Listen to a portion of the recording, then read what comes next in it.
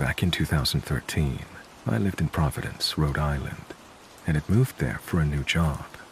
It was just me living there in a quaint and spacious townhouse with my then 4-year-old daughter. We were relatively new to the area and didn't know many people, but we did become familiar with the kind older gentleman who lived next door. His name was Ben. We lived in a connected townhouse with our 2 units abutting each other. Our street was lined with beautiful floral trees and was quite nice, but Providence is weird in that the conditions of the house and little neighborhoods can vary drastically street by street. We were near a few rough neighborhoods, but I felt relatively safe in my new home. I remember a few nights prior to this specific night, I saw a Facebook post with a safety tip to put your car keys next to your bedside table, so if anything ever happens, you can press the alarm and scare off an intruder. I've never been overly concerned about my safety and rarely took advantage of any tips I saw on Facebook, so I'm not sure how or why I suddenly decided to heed this advice. I was reading a book in bed with my light on in my second-floor bedroom, hours after putting my daughter to sleep, when I heard a loud sound outside.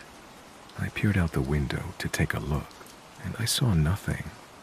I had taken some melatonin that evening, and I turned off the light and went to sleep. It was maybe a half hour later or so when I was suddenly woken up by what felt like almost an earthquake. The room shook and I heard a loud thud. Half awake, I gasped and sat up, wondering if it was my imagination or if I actually felt something, and I immediately ran to my daughter's room, thinking she had fallen off her bed or injured herself or something. As I swung her door wide open, there she was, sleeping soundly and sweetly. I was so confused. I heard another loud bang, and I had an eerie feeling that something was wrong, but I couldn't figure out what. I grabbed my car key fob and took it downstairs as I nervously inspected the first floor. I swore to myself, if I heard one more sound, I would press the alarm just in case, but I didn't. It was silent after that.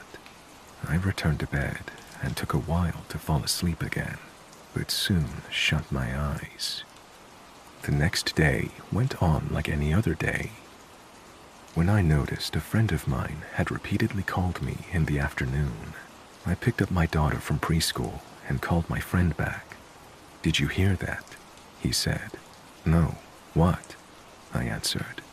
"News outlets were mobbing your street about an hour ago, and the news trucks were even in your driveway." I sat silent, confused. 3 men broke into your neighbor's place last night. They tied him up at gunpoint and stole thousands of dollars worth of items. They took off with his car. I immediately fell to my knees and began sobbing. I had heard it all happen. I almost pressed the button. But I didn't. I sobbed and felt completely unsafe. I asked a friend to come over for the night to stay with us, and it wasn't until the next day that I got a chance to speak with Ben. Ben explained the whole story and told me the cops wanted to talk to me so I could share what I'd heard and experienced. He said the men smashed the window in his basement and entered through there. That's the sound I heard before going to bed. Apparently, the timeline suggested that they saw my light and me peering out of the window, and they waited 30 minutes or so until my light was out to enter the premises. They didn't realize he was home, and since he had gone to bed early that night, it was suggested they cased his place beforehand. He had been asleep when one of them was rummaging through his stuff upstairs in his bedroom, which was directly on the other side of my closets through a shared wall. The sounds and shake I heard and felt were apparently the intruder knocking him down to the ground after realizing Ben was there and cupping his mouth to tell him that if he made another sound, he would kill him. This is why I never heard another sound as I was investigating thereafter. After they tied him up, he remained tied up for over 12 hours and eventually broke free before calling the police. I cried once again and apologized profusely to Ben, and I explained what I'd heard, and he simply said that as he was tied up, all he could think about was that he was glad that it didn't happen to me and my little girl. I really don't know what I would have done if my daughter and I had to experience that level of trauma firsthand. Ben seemed to be okay considering it all, but it took me so long to feel safe again and for the guilt to subside. They never caught the guys, and I ended up ordering a taser, which was illegal, and I got some mace, and even for the first time in my life, considered getting a gun, but I decided against it. I have been fortunate to never experience anything close to that again, and I certainly don't want to. I'm glad Ben was ultimately okay, but next time, I'll listen to my instinct. It's better to be safe than sorry.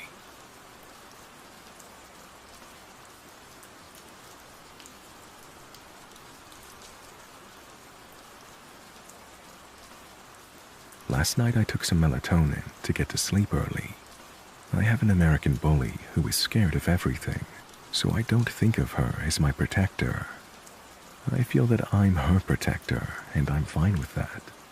My boyfriend works late, so she usually barks when she hears the garage open.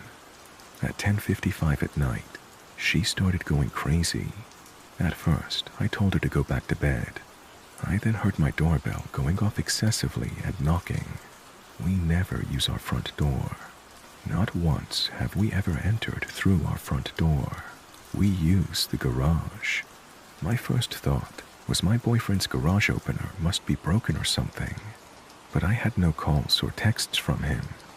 My dog was going insane. We live in a gated community, so I don't feel unsafe ever. I go down, and my dog is with me. I can see through the peephole because I'm really short.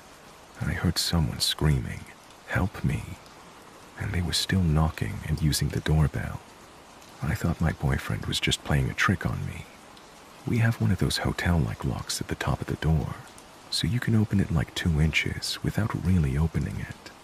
I unlocked the deadbolt and turned the doorknob and opened the door.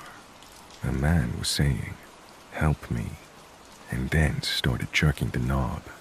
I screamed, "What do you need help with?" He wouldn't speak and kept jerking the doorknob while my dog is sounding the meanest I've ever heard. I slammed the door with all my strength and lock it back up. I yell, "I'm calling the cops." While on the phone, he's still ringing the door and beating at it. 911 heard it. I felt bad because I wasn't sure if they were hurt. Why wouldn't they say something when the door was open? Why didn't my dog's bark faze them at all? He stays beating on the door until the cops get there.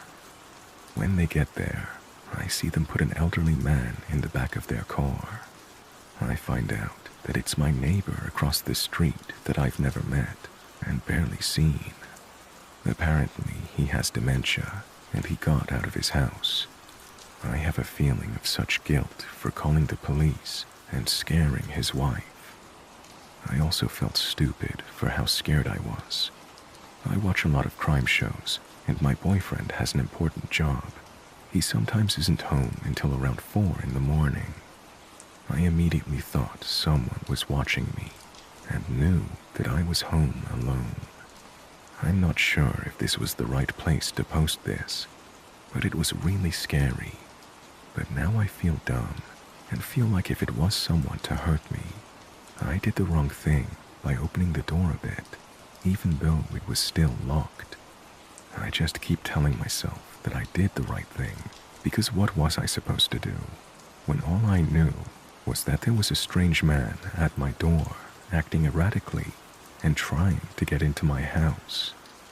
I feel so bad for his wife, and the cops made him take an ambulance to ER to get checked out. Anyways, that's my creepy encounter for 2022, and hopefully for the rest of my life.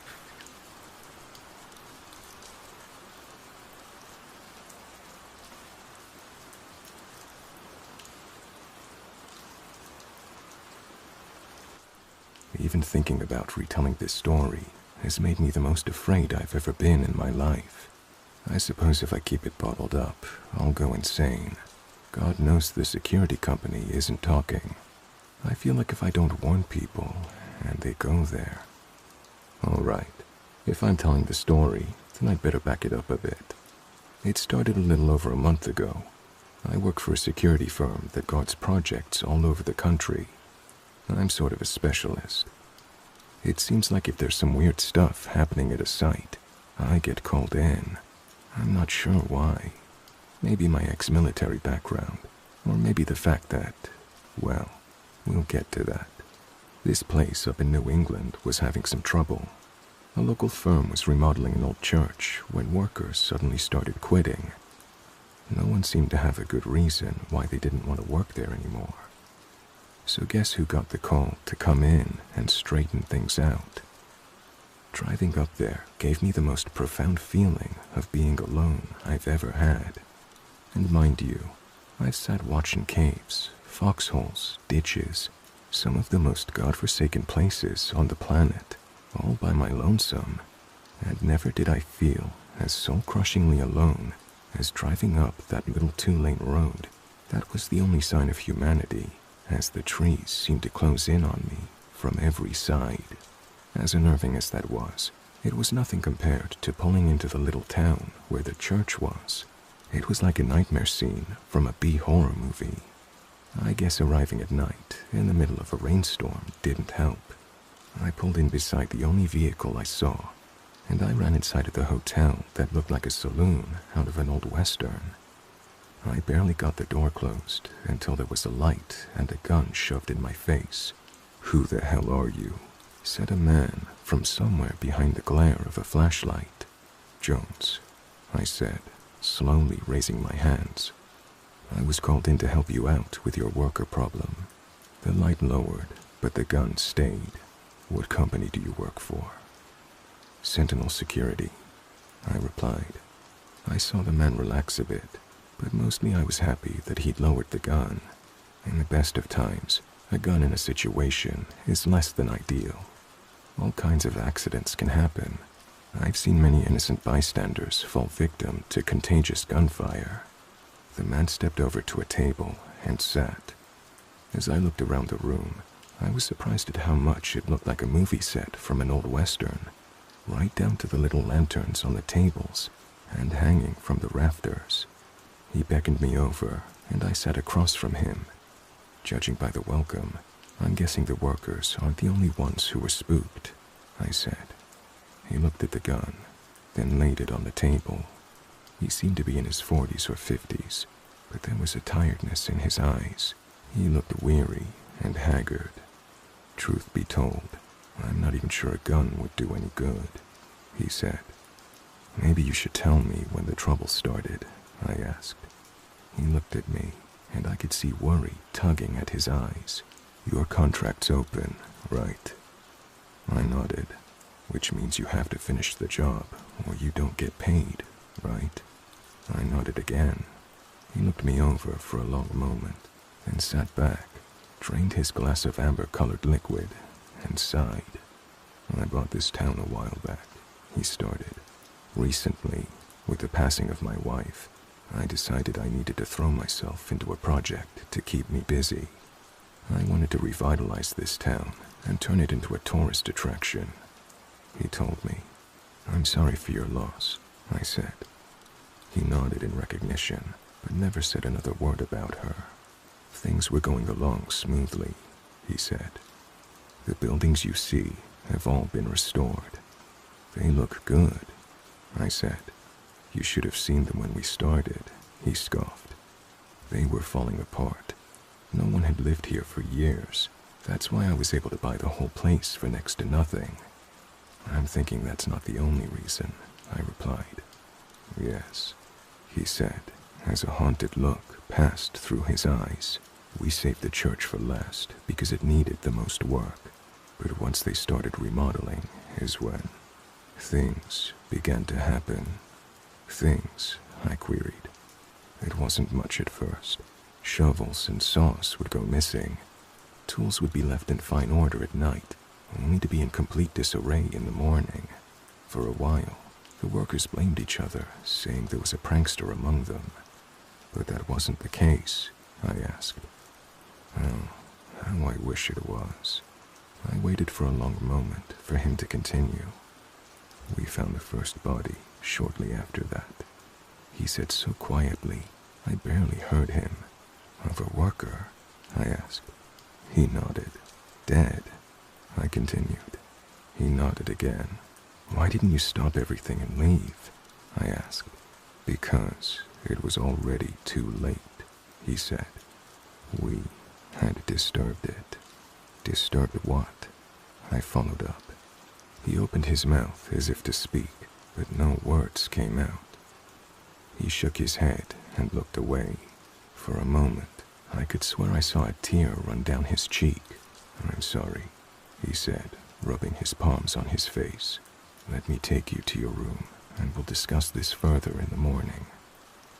My curiosity wanted him to finish the story, but it seemed like his weariness had been amplified by alcohol. I followed him as he carried the lantern up the stairs to the first door and opened it for me.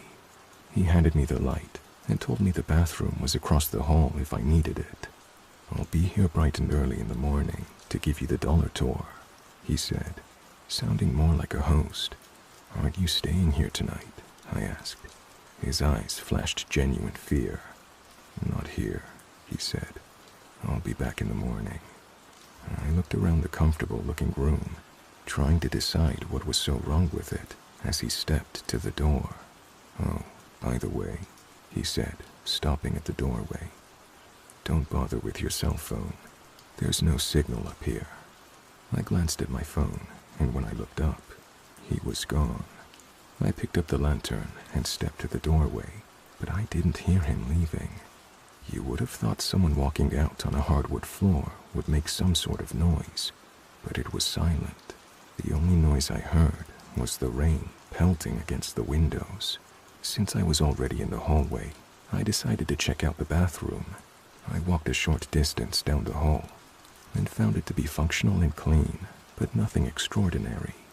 While I was there, I used the toilet, washed my hands, then went to my room and got my toiletries kit to brush my teeth. Carrying the lantern around was a little disconcerting.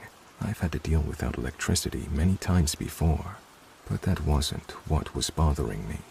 The shadows from the lamp danced all over, giving the impression of others in the room with me. It's strange, because I've never had that feeling before. Shadows were always just shadows. I was trained to be cautious of who could be hiding in the shadows, not the shadows themselves. I finished up my bedtime routine and settled in to sleep. There wasn't much of anything else to do, so might as well get some rest.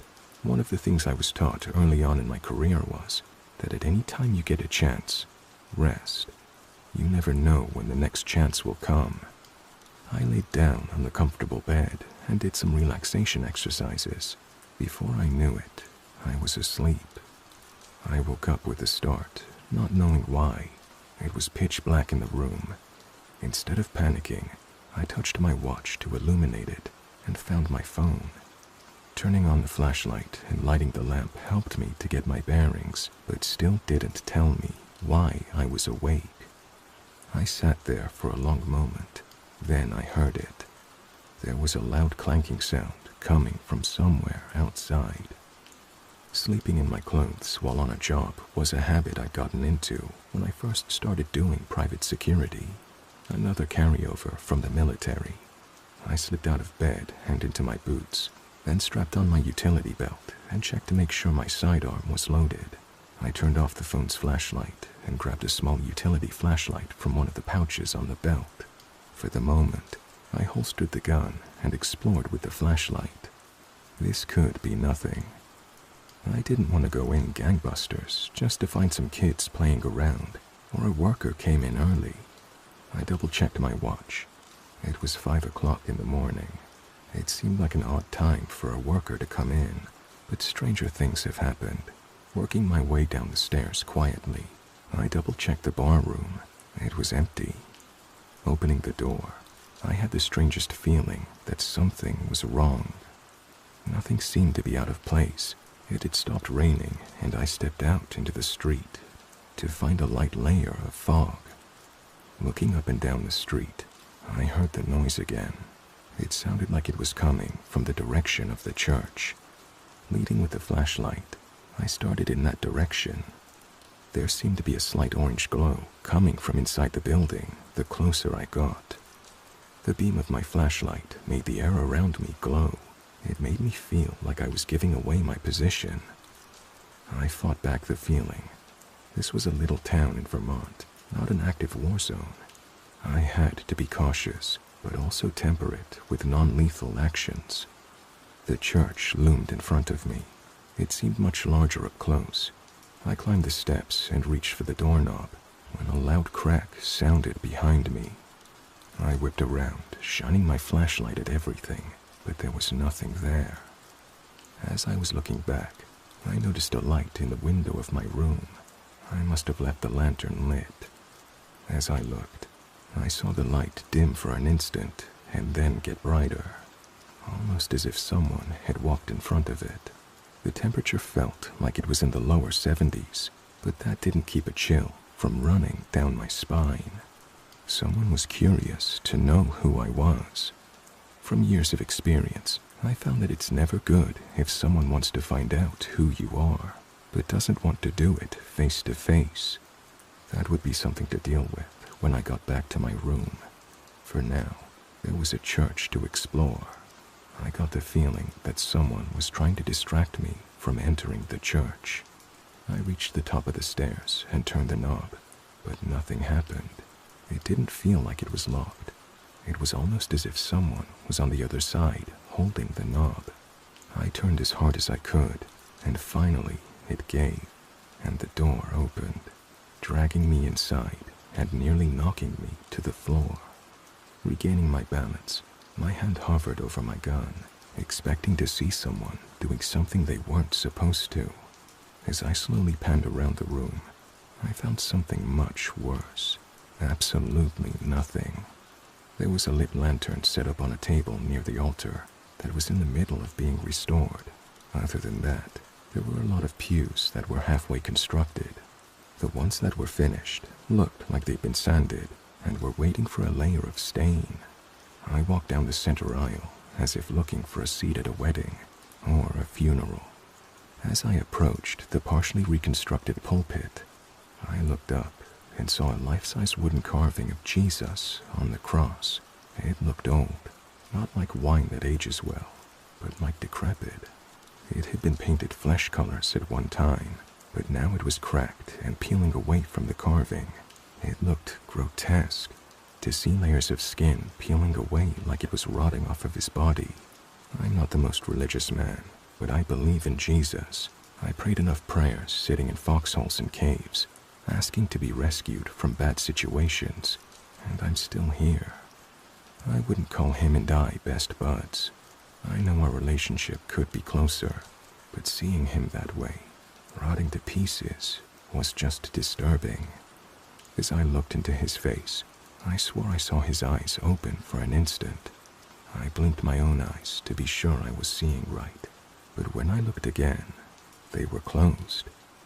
It was my imagination playing tricks on me. At least that's what I told myself as I stepped onto the platform and looked around. Off to each side were doors. I went to the one on the right and found a small broom closet. The one on the left held a set of stairs that went down and disappeared into darkness. Just inside the door, there was yellow and black caution tape blocking the way down. I shone the light on the stairs, and they looked sturdy enough. I reached for the tape, but before I got a hold of it, a strong hand grabbed my shoulder and turned me around. "What do you think you're doing?" said a man who was a full foot shorter than me, but his grip felt like iron. "I was about to go down those stairs," I said. He looked at me with the incredulous look a parent gave a toddler who was reaching for a hot stove. "And you didn't see the caution tape," he said. "I saw it," I replied. "Who are you anyway? I've never seen you before," he asked. "Jones," I said, offering my hand. I'm with Sentinel Security. I was called in to investigate why workers keep quitting. He looked at my hand, then at me.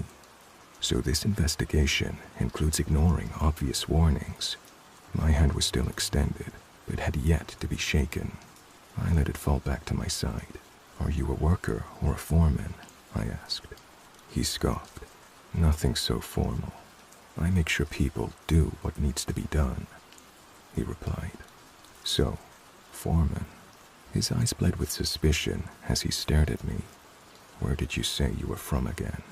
As I was about to answer, more workers entered, followed by the owner I'd met last night. Let's ask the boss if he knows you, the foreman said smugly. The owner locked eyes with me and gave me the strangest look as he walked up to us. Good morning, he said, addressing both of us. Good morning, sir, the foreman said. I caught this man snooping around in here, he said. Did you now? He replied. Is that true? I wasn't snooping. I was investigating, I said. Don't you remember our conversation last night? His eyes opened a hair wider for an instant, then went back to normal. Of course I do, he said with a smile that seemed forced. Remind me again, my memory isn't the best. We met in the saloon, talked for a bit, and then you showed me to my room. Indeed, he said with a raised eyebrow. Did I say anything else? He asked. You told me you bought this place after your wife passed away, and problems started after you found the first dead worker. Dead, the foreman said with alarm. When did this happen? The owner burst into laughter. It appears, Mr.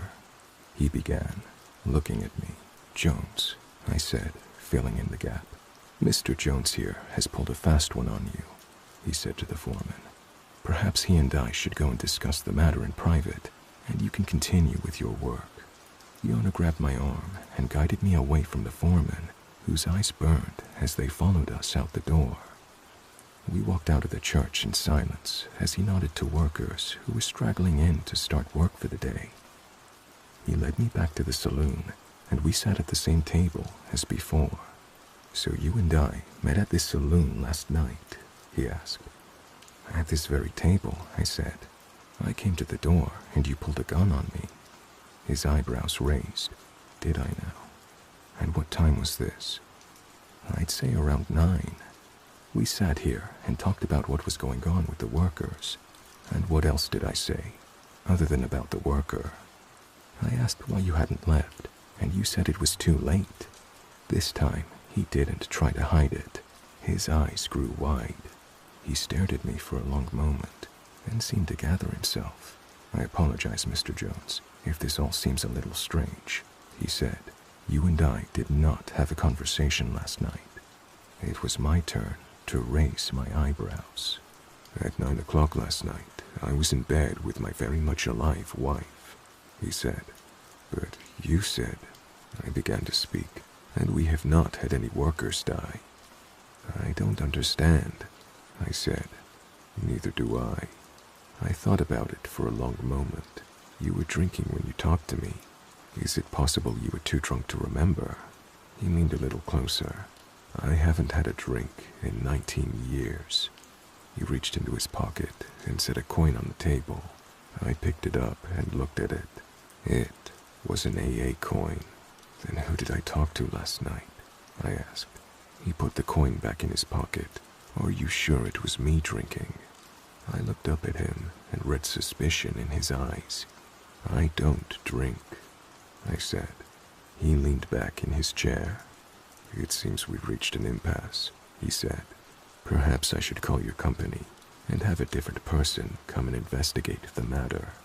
I wanted to find out what was going on.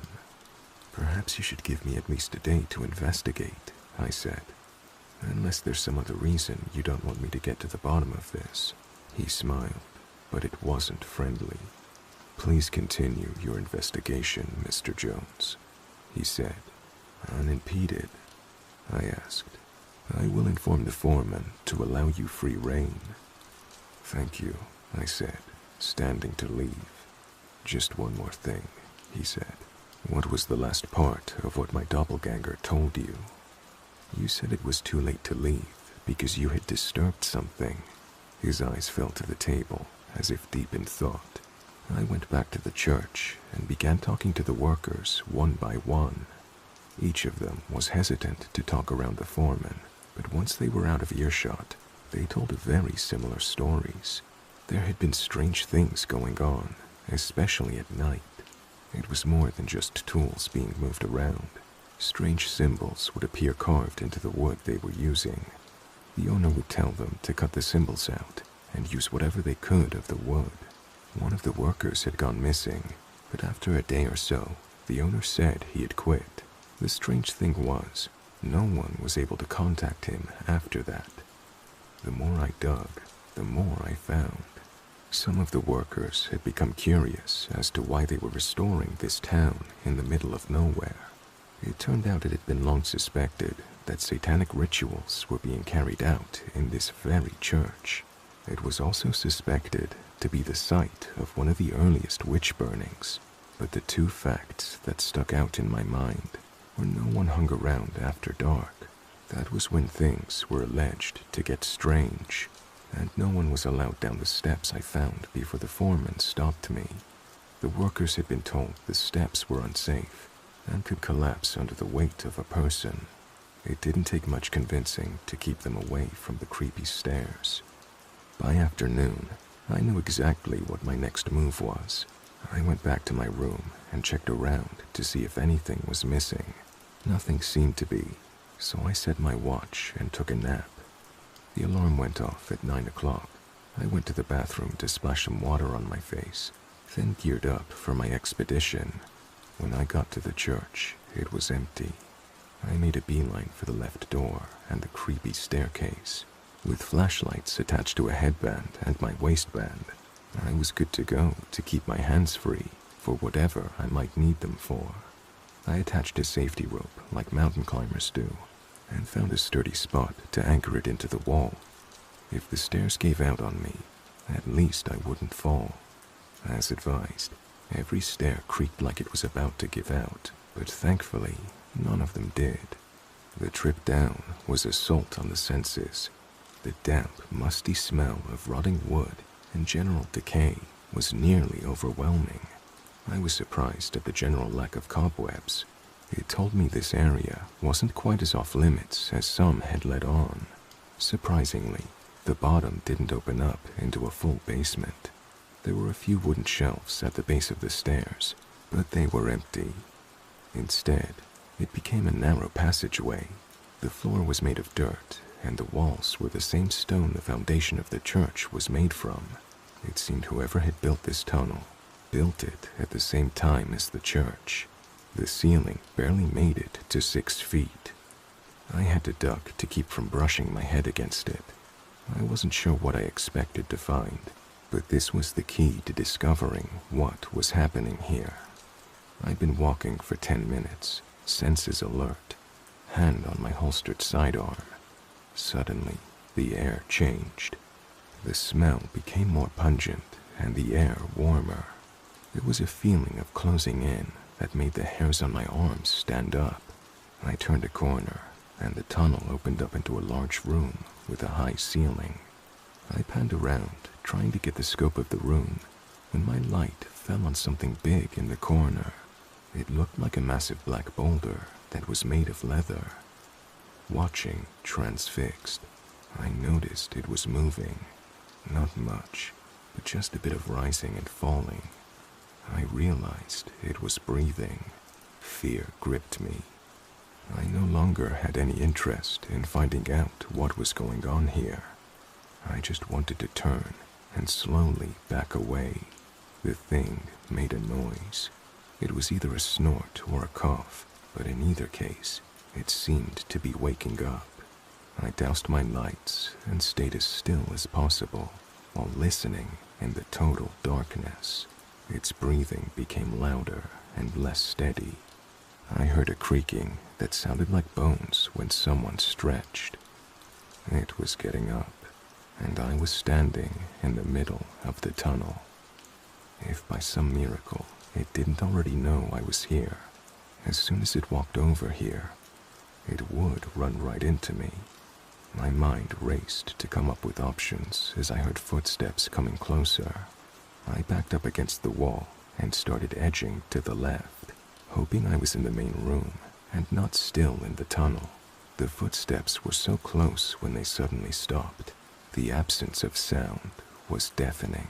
I tried to hold my breath as I listened for the beast's breathing. It was slow and sporadic, as if it was listening for me. Neither of us moved. We barely breathed, each waiting for the other to reveal their location. My hand drifted to the gun as I tried to pull it out of the holster as quietly as possible. The air shifted. The beast had moved, but I didn't know where. I heard a strange squelching sound, and then, "What are you doing, Mr. Jones?" I tried to hold off as long as possible, but curiosity got the best of me. I turned on my headlamp to find the owner standing right in front of me, staring at me with a maddening smile. My eyes darted around, looking for the beast, but I knew I wouldn't find it. It was standing in front of me. "So are you the real thing?" I said, hoping to keep the panic out of my voice. "Or are you some shapeshifter who pretends to be someone else because he has no identity of his own?" "I am whoever I want to be," he said. I heard the squelching again, only this time I had the displeasure of watching it happen. His entire body rippled and tore itself apart, only to reform into the beast for a moment, then tear apart again and reform into something much more terrifying.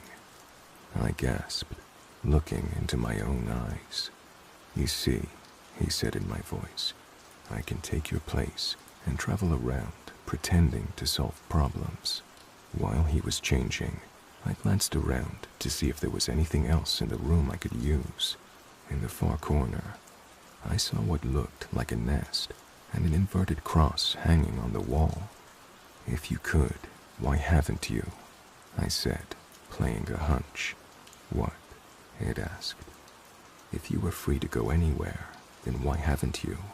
Why sit here in the middle of the woods with nothing to do?" "I chose to stay here," he said in my voice. "You chose because this is where your power is," I said. "You know so little. I'm rebuilding this place so my worshippers can live here and pray to me, giving me all the power I need," he said. "Just like when this place was first built. And until my followers thrive, I survive off of human sacrifice." "So you did kill the worker," I said, "and no one remembers him, just like they won't remember you." He grinned and took a step toward me, but I drew my pistol and shot him in the forehead. He fell to the ground, bleeding.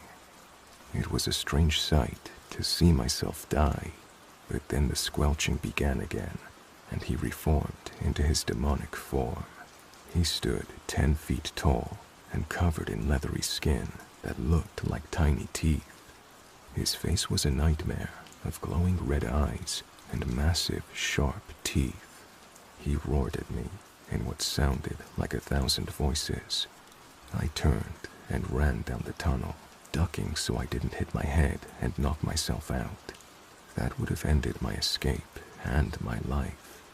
I heard the squelching again and heard my voice call after me. "You can't escape, and besides, I know how to find you." I turned and fired, hitting him, I guess me, in the chest. He dropped and squelched again. I wanted to watch him turn into his demonic form, to see him squashed into the tunnel that was too small for him, but I didn't dare squander this time for anything but escape. It seemed like forever until I came to the stairs. I took them 2 at a time. Once I reached the top, I turned to see him at the bottom. I shot again, then found the lantern inside the church, lit it, and tossed it down the stairs. The glass shattered, spreading fire all over the bottom stairs. They began to burn almost immediately. I could hear his desperate cries as the flames crawled up the stairs, destroying them one by one. Turning and running out the doors, I didn't bother with my things in my room. I hopped in my car and drove like a bat out of, well, you know. My hands shook on the steering wheel as I glanced in my rearview mirror, hoping I wouldn't see that thing chasing me. Instead, I saw a glow growing in the forest behind me. I prayed the whole church was on fire and it would spread to all the houses. I only wished his followers were in the houses when they burned. I wondered how many more places there were like this in the world.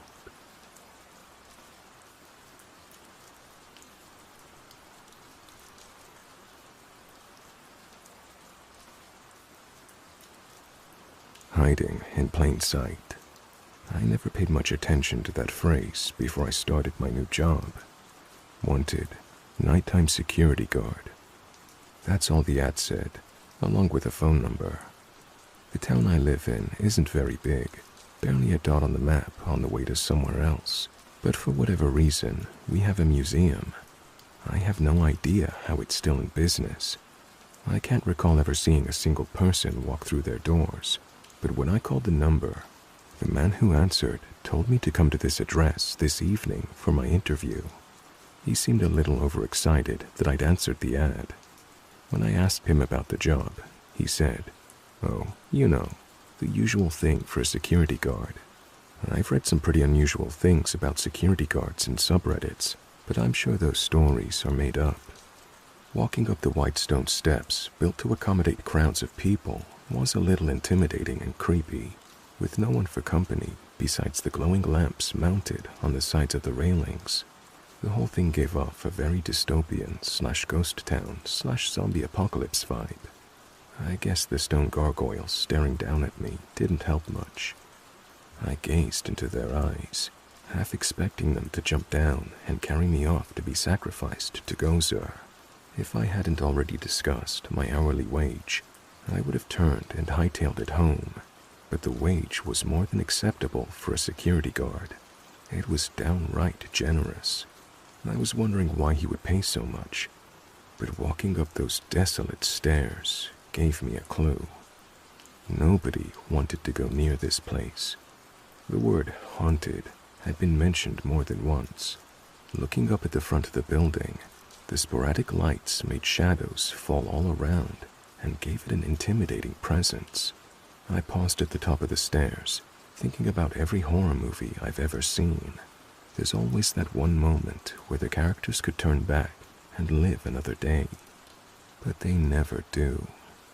The wind whipped up, blowing against me, threatening to push me back down the stairs, almost as if warning me not to go inside. For a moment, I considered heeding the warning and climbing back down the stairs. Knowing that my rent and car payment were due made me reevaluate that decision. I stepped up and opened the door, wondering if I would ever come out. Fully expecting the door to creak on its hinges, I was pleasantly surprised when it opened silently and with little effort, despite feeling quite heavy. The ornate decorations and beautiful decor took my breath away. I wasn't sure what I expected, but I found myself regretting that this was the first time I'd ever visited this museum. I hadn't made it 2 steps until an elegantly dressed man appeared and smiled at me. He didn't so much as walk up to me, rather he glided, showing an air of dignity bordering on royalty. "Mr. Welton, I presume," he said, wearing a warm smile. "Yes, sir," I replied, offering my hand. He glanced at it with an amused look. "Right then, follow me and I'll show you your duties," he said, turning on his heels and gliding away. I pretended to smooth my hair as I followed, feeling like an idiot for offering my hand. He glided past several works of art towards a small desk. "Right then," he said, "you'll be in charge of checking the doors so nothing gets in." He paused. "Or out," he finished. "You mean stolen?" I asked. "Yes," he said slowly. Stolen. So, I got the job, I asked. He stared at me blankly. Did you show up? I nodded. You got the job. Do I need a uniform or anything? Let's see how your first night goes, he said. There's a set of rules on the paper on your desk. Please adhere to them. You must do at least 1 round per night through every room and check every door. 1 round? That's it? I asked. This place is rather large and challenging. I looked around with a hint of hesitation. Maybe there was a reason why it paid so much. He smiled. If you have any problems, just call the number on the paper, he said. That's it? I queried. I believe so. I'll lock the door on my way out and unlock it again at 9 o'clock on my way back in. I stepped over to the desk and began reading the paper. What does this mean? I said, turning around. But he was gone. Hello? I called, but only my voice echoed back to me. I looked at the puzzling paper again and read the rules. Rule number 1, there are no rules. Rule number 2, there are no rules. What is this? Fight Club? I said to myself. Every time you break a rule, return to rule number 1. Wait a minute. How can I break a rule when there are no rules? Rule number 3. How you follow the rules is as important as why you follow the rules. That made no sense at all. Rule number 4. If you are caught breaking the rules, the penalties may be severe. Okay, something's wrong here. This is just talking in circles. I read back over the rules, and they looked strange. More than just the strangeness of the rules/non-rules themselves, it was the way they were written. I went back and looked at each letter, and I paid attention to the letters that were capitalized. It looked like some hidden message. I put them together, and they said, "They are watching." I hesitated. Who's watching? I decided to keep reading in hopes that this would begin to make some sense. Rule number 5. Do not, under any circumstances, make noise every time you do a round. Message received. Don't move. I stood there, immobile, wondering how long I was meant to play this game, and if someone would come by and tag me to unfreeze me and allow me to start my round. As I waited, chuckling to myself at the ludicrousness of this insane game of freeze tag, I felt the air grow cold. Clouds choked out of my mouth like an old steam train as I fought the urge to rub my arms. A chill that had little to do with the sudden temperature drop ran down my spine as I felt a presence in the room. It crept up behind me, silent as the grave. I could feel its hot breath wash over me as it sniffed. Instead of enjoying the sudden warmth, my temperature plummeted. My heart hammered in my chest. It was all I could do to keep from running away in sheer terror. As it passed by, I was overwhelmed by the stench of death. This thing was every nightmare I've ever had, personified. I refused to open my eyes and see its hideous form for fear of passing out. Instead, I focused on imitating a statue, which was nearly impossible with my freezing body aching to shiver in frozen dread.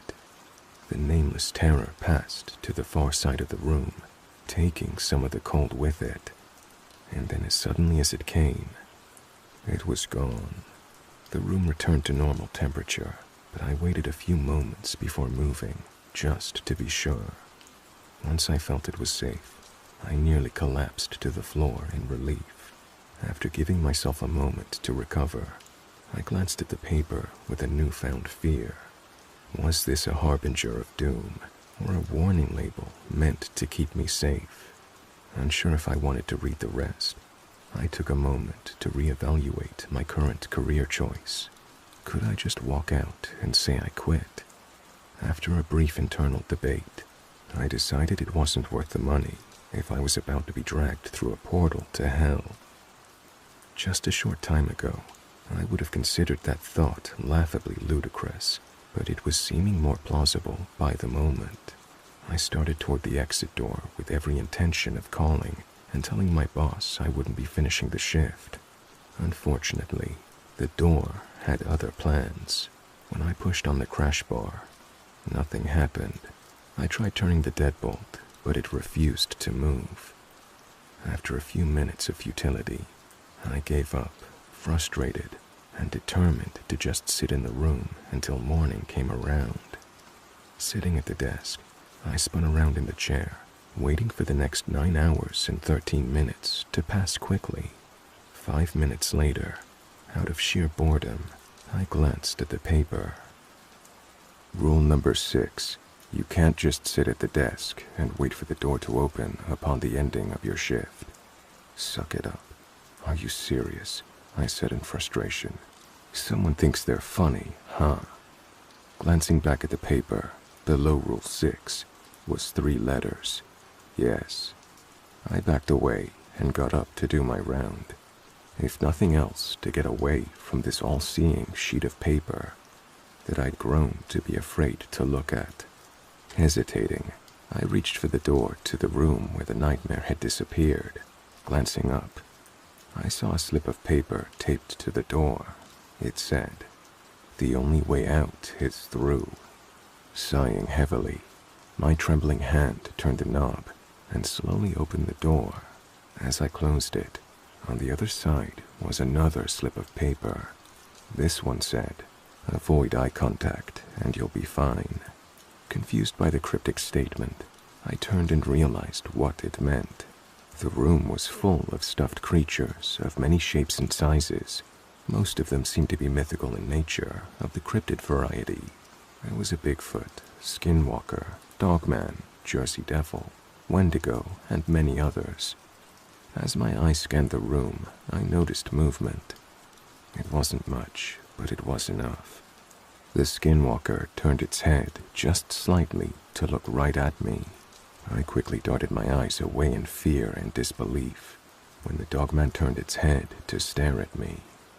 As panic coursed through my veins, I turned to go back through the door, remembering what the piece of paper on both sides of the door said. The only way out is through, and avoid eye contact and you'll be fine. I felt that last statement was akin to saying, if you hold on tight enough on a roller coaster, you won't need the safety harness. Aiming my eyes at the floor, I turned and started toward the far side of the room. I hoped that all they would do was watch. That hope was dashed. I heard growls and footsteps from all around the room. Hesitating, I wondered if I would need a clean pair of pants by the time I reached the far side. That is, if I survived. The sounds of footsteps grew louder behind me, when suddenly there was a pair of heavy legs blocking my path. I stopped as a low growl made the air vibrate. "Oh dear God," I whispered, knowing that my life was about to end horribly and painfully. Fighting the urge to look up, I sidestepped and went around the legs, hoping to pass unnoticed. I counted my footsteps, hoping each one wouldn't be my last. Silently praying, I continued toward the door with my eyes aimed down, watching nothing more than my feet. It seemed like the longest walk of my life, listening to the mythical creatures behind me come to life and surrounding every bit like they were following me, just waiting for the right moment to grab me and turn me into a late-night snack. It came as a surprise when I bumped my head into the far wall, shocked not only that I had made it, but that I had missed the door. I glanced over and found my glorious escape route. As I opened the door, I accidentally glanced back into the room and made eye contact with the Wendigo. Its roar of rage is something I'll never forget. It charged at me with blinding speed and claws unsheathed, fangs ready to tear me to shreds as I dove through the door in the nick of time. Slamming it behind me, the impact on the other side of the wall made dust settle to the floor, causing me to sneeze. I stood and saw another piece of paper taped to the door. "Whatever you do, "Don't make a sound," it said. As I was about to make a comment about it being too late, a giant set of fangs flew at me from the semi-darkness. Attached to them was the biggest snake I'd ever seen or heard of.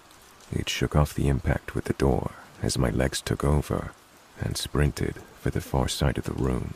The dim lighting made it impossible to see the far door, as well as rocks and other obstacles littering the floor, as I made my desperate dash to safety. I swear the rock that tripped me moved into my path on its own.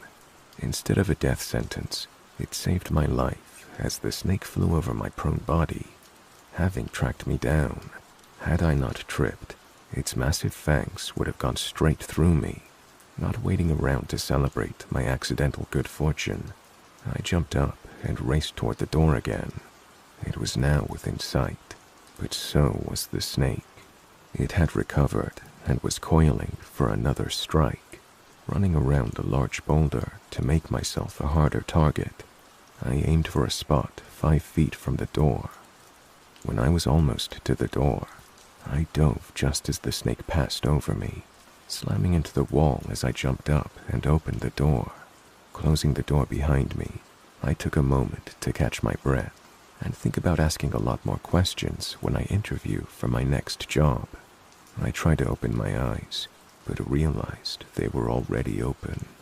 The room was engulfed in total darkness. Pulling out my flashlight, I shone it around, but couldn't see anything aside from the door and the floor in front of me. There was no sign of anything in the room, not even a ceiling. It was as if the darkness sucked the light into itself, never to escape.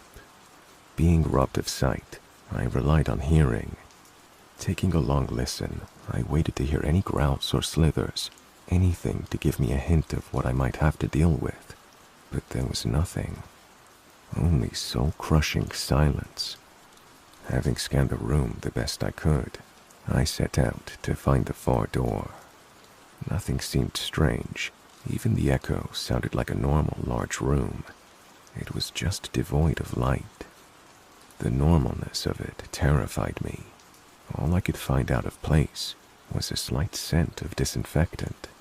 I wasn't sure if that was because whatever horrible creature that called this room its home had killed people here, and they wanted to cover the smell, or if the creature itself had passed away, leaving some poor janitor to clean up the mess. They say that when one of your senses falters, the others become more acute to make up for it. The same thing was happening with my paranoia. I imagined shadows moving around in a total pitch of darkness. My steps were small and slow as my arms waved in front of me, acting as my eyes, searching for any obstacles. It took what seemed like an eternity to try to get to the far side walking so slow. I guess that's the price for being careful. As I approached the wall, the flashlight and vision became useful once again. I must have gotten off track as I walked because the door was far off to the side. I had to walk a good 50 feet along the wall to find it. When I opened the door, I was greeted by a horrible sight. The snake was coiled up in front of it. I quickly shut the door as it prepared to strike. Why would they have 2 snake rooms? Then why wasn't much of a relevant question in this place. My mind came up with a terrible answer. It wasn't a second snake. It was the same one. I must have gotten turned around in the darkness and done a circle, as my brain had to go around with denial. I tried to figure out a way to get across this room without unintentionally doubling back, keeping in mind that even though I had yet to see or hear anything in this room, that didn't mean it wasn't there. Searching for any ideas, I looked down at my flashlight, then squared my shoulders against the wall to regain my bearings and tossed the flashlight straight in front of me. It landed with a loud clatter, then rolled around in a playful circle before coming to a rest. If there was anything in the room, most likely I'd just woken it up and showed it exactly where I was. I stood still and listened. After a few minutes, I didn't hear any movement. It seemed safe to walk to my flashlight, pick it up, and toss it another 15 feet, hopefully in a straight line. I did this the whole way across the room, still listening for sounds, but becoming more confident with each step that I wouldn't hear any. The door was just a few feet to the side of where I'd aimed. Somehow, I'd gone in a straight line. Grabbing the doorknob, I slowly turned it so as not to alert the snake if by some trick I ended up back in that room. But there was no trick and no snake. The door opened to blinding light. I covered my eyes to give them time to adjust. Once they had acclimated, I looked around at a beautiful room full of clouds. There were even clouds on the floor. It was disconcerting at first and almost made me lose my balance because they were so well painted that it literally looked like I was walking on clouds. I took a tentative step into the room, making sure that it was an illusion and I wasn't about to fall thousands of feet to my death. Holding my breath, I stepped onto the first cloud and let go of the door frame. It was firm like a floor should be. My second and third steps were more confident as I realized how effective the illusion was. Once I acclimated, walking on clouds was fun. This was turning out to be the easiest room I'd been in so far. That's when I heard the scream. It was deafening and seemed to come from everywhere at once. I dove to the floor, only to realize there was nowhere to hide from whatever it was. I stood out like a sore thumb against the blue sky and white fluffy clouds painted on every surface in the room. The scream sounded again, and I began to run, having no idea which way I was going or where the scream was coming from. For all I knew, I was running toward whatever it was. I just knew it didn't sound human, and I had no desire to find out what it was. Soon, the choice was taken out of my hands. I saw a dark spot appear against the clouds that quickly became larger. It was almost on me when I dove to the floor, feeling something sharp scrape my back. Pain shot through me as I reached around and found the back of my shirt in shreds. Not only that, but my hand was covered in blood. Whatever it was had sliced my back open, and I was bleeding. Adrenaline kicked in, and I ran faster than I ever have.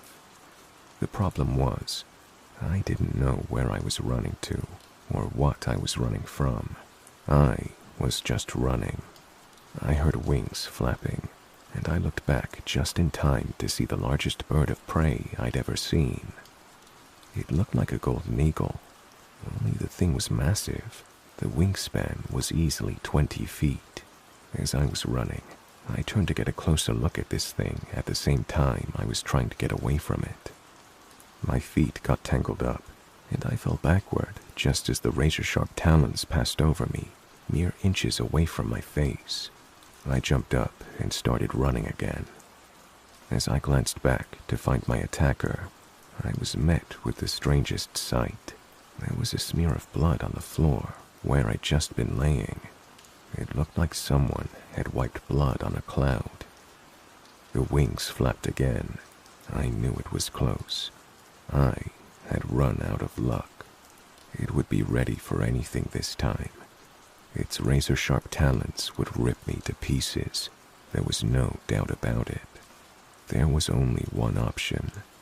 I jumped and whipped around in midair, throwing my flashlight as hard as I could. It connected with its head that was mere feet away. It screamed and dove off to the side, impacting the floor so hard I felt the vibration and landing in a heap. I didn't stop to check on it. The door loomed ahead of me, and I pushed myself for every ounce of speed my body could muster. Turning the knob and opening the door in one smooth motion, I dove through it and slammed it shut. Laying on the floor, breathing hard, trying to catch my breath, I knew I was a sitting duck for whatever monster lurked in this room. I rolled over to get in some defensive position for whatever was about to attack. When I saw, I was back in the main hall. I had somehow survived my first, and as far as I was concerned, last round. I stumbled my way to the restroom, in the back of my mind, wondering what kind of insanity I would find there. Would I have to crawl through the mirror into another dimension to get a roll of toilet paper? Fortunately, the restrooms held no surprises. I took off my destroyed shirt and ran water over it to clean my back up as best as I could. When I was done, I put some paper towels on the wound and put my jacket on top of it. The desk and chair were where I spent the rest of the night. Surprisingly, it had taken me almost an hour to complete the round. As I sat there, pondering if I could survive another night at this job, I saw a dark spot form on the wall and detach itself, only to float over toward me. I closed my eyes and sat perfectly still, ignoring the sudden drop in temperature. The stench of death surrounded me, but I refused to move. For a moment, I thought I heard a sound like sniffing, and then it seemed to diminish. Once the temperature rose again, I opened my eyes, and the apparition was gone. As bored as I was for the next few hours, I wasn't tempted to do another round, not even in the slightest. When 9 o'clock rolled around, the boss/curator appeared and glided over to me wearing a little grin. "I see you managed to make it through," he said. "Congratulations. You're the first one in some time." "The first one to make it through a single round?" I asked. He nodded. "How many others have there been?" I said, with a haunted look in my eyes. He shook his head. "Let's not worry about that, shall we?" he said. "Here is the amount we agreed upon." He handed me a stack of bills, and I gladly took them.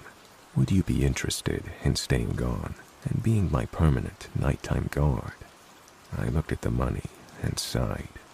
As much as I'd like to, I don't see how this job could be called permanent when the mortal danger is so real. It is a challenge, I'll admit. However, you rose to it last night, he said. I'm prepared to offer you twice the amount I gave you if you agreed to stay on. I stared at the fistful of money and imagined not having to struggle with bills or any other expenses. Then I turned a little, and my back painfully reminded me of the dangers. I'd have to think about it, I said. While you're thinking, consider this. You have yet to see the basement. Basement? I questioned. He nodded. It's considerably more challenging. He added, I'll let you know. I replied, very well. You can see yourself out. I recommend getting that back tended to. With that, he vanished into thin air right in front of my eyes. I looked at the money, wondering if it would vanish as well. Fortunately, it remained firmly in my grasp as I walked toward the front door. For some reason, I felt hesitant to open it and leave. It was as if some force was exerting itself against me, like the museum didn't want me to go. It wasn't a pleasant feeling, more like a dog losing its favorite toy. I pushed the doors open and left. This whole ordeal made me ponder my concepts of reality, as well as being terrified of the day when the things in the building would escape somehow. The question was, did I need the money that badly? Was I willing to put myself in mortal peril just for a few measly dollars? I turned and looked back at the museum. In the daylight, it looked innocent. None of the terrors that lay within showed on the outside. As I turned to head home, I swore I saw a fleeting glimpse of the apparition. It seemed to be following me. I looked again, and it was gone. It must have been my imagination.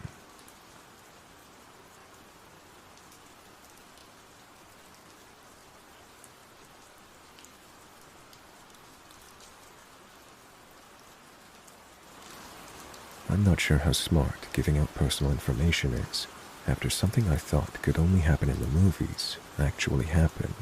But I'm scared about what this all could mean, and I want people to hear and know about this if something happens to me. I assure you, I'm on no medication, suffer from no mental illnesses, and have no trauma of any kind, and anything else you might think of. I am a completely average person, living a completely average life. Well, I was, I guess, up until now. My name is Marielle. I'm from a small town in Georgia where everyone knows each other, and I work as a 911 operator. My family lives in a rural town out of state, and I haven't spoken to them about this yet, out of fear of what's going on might somehow affect them too if I get them involved. Yesterday, I began my night shift the same way I do every evening. Most of the time, I get low priority calls, and a few times pranks, and since I've been doing this for a few years now, I've grown quite good at discerning what's an actually concerning call. The shift was rather tame, up until I got what I thought was a prank call. 911, what's your emergency? I spoke into the phone after returning my cup of coffee back on the desk and readjusting myself. Someone's outside my house. They've been looking around my yard and windows for the past 2 minutes. It was a woman on the other end, her voice familiar ever since the first few words, but I couldn't quite place it yet. She spoke very fast. It was obvious how nervous she was about this. No surprise there. I would be too. I thought it was a friend of mine, but I don't know this person, and they look off. She continued. Okay, ma'am, I say, nudging my chair closer to the desk as I began typing on the computer. I asked the lady another question in the meantime. Can you give me your address and tell me if you can see if this person is armed? Yeah. I'm the yellow house at the end of Morgan Street. The woman continued, but I admit I didn't listen. She had just given me my house address. I stopped my fingers in the middle of writing and sighed, thinking this must be one of my friends. We're a small bunch and very mischievous towards each other, sort of out of character for our age limit, I must admit. But I've said numerous times how serious prank calling 911 can be for people. Who is this? You know how badly this can end for you, right? I reached for my coffee cup, rolling my eyes, and held my hand ready to hang up the call. But she continued. What? I don't get it. I'm serious. Please don't hang up. She retorted in a tone that caught me off guard. And then again after a second, she returned to the previous, somewhat panicked attitude. I'm sorry, but this isn't a joke. Please. I'm afraid of what this person might do. Okay, ma'am. I put the cup back on the desk and was ready to prolong this call to enough of an extent to make this woman face the consequences for holding the line. What bad luck for her, I thought.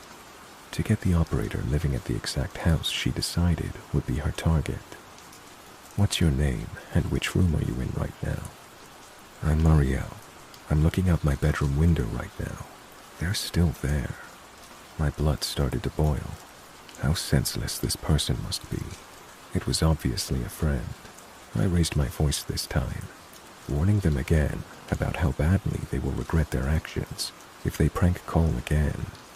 And just as I was about to hang up, Marielle started to beg me frantically not to. For whatever reason, something inside me was telling me to listen.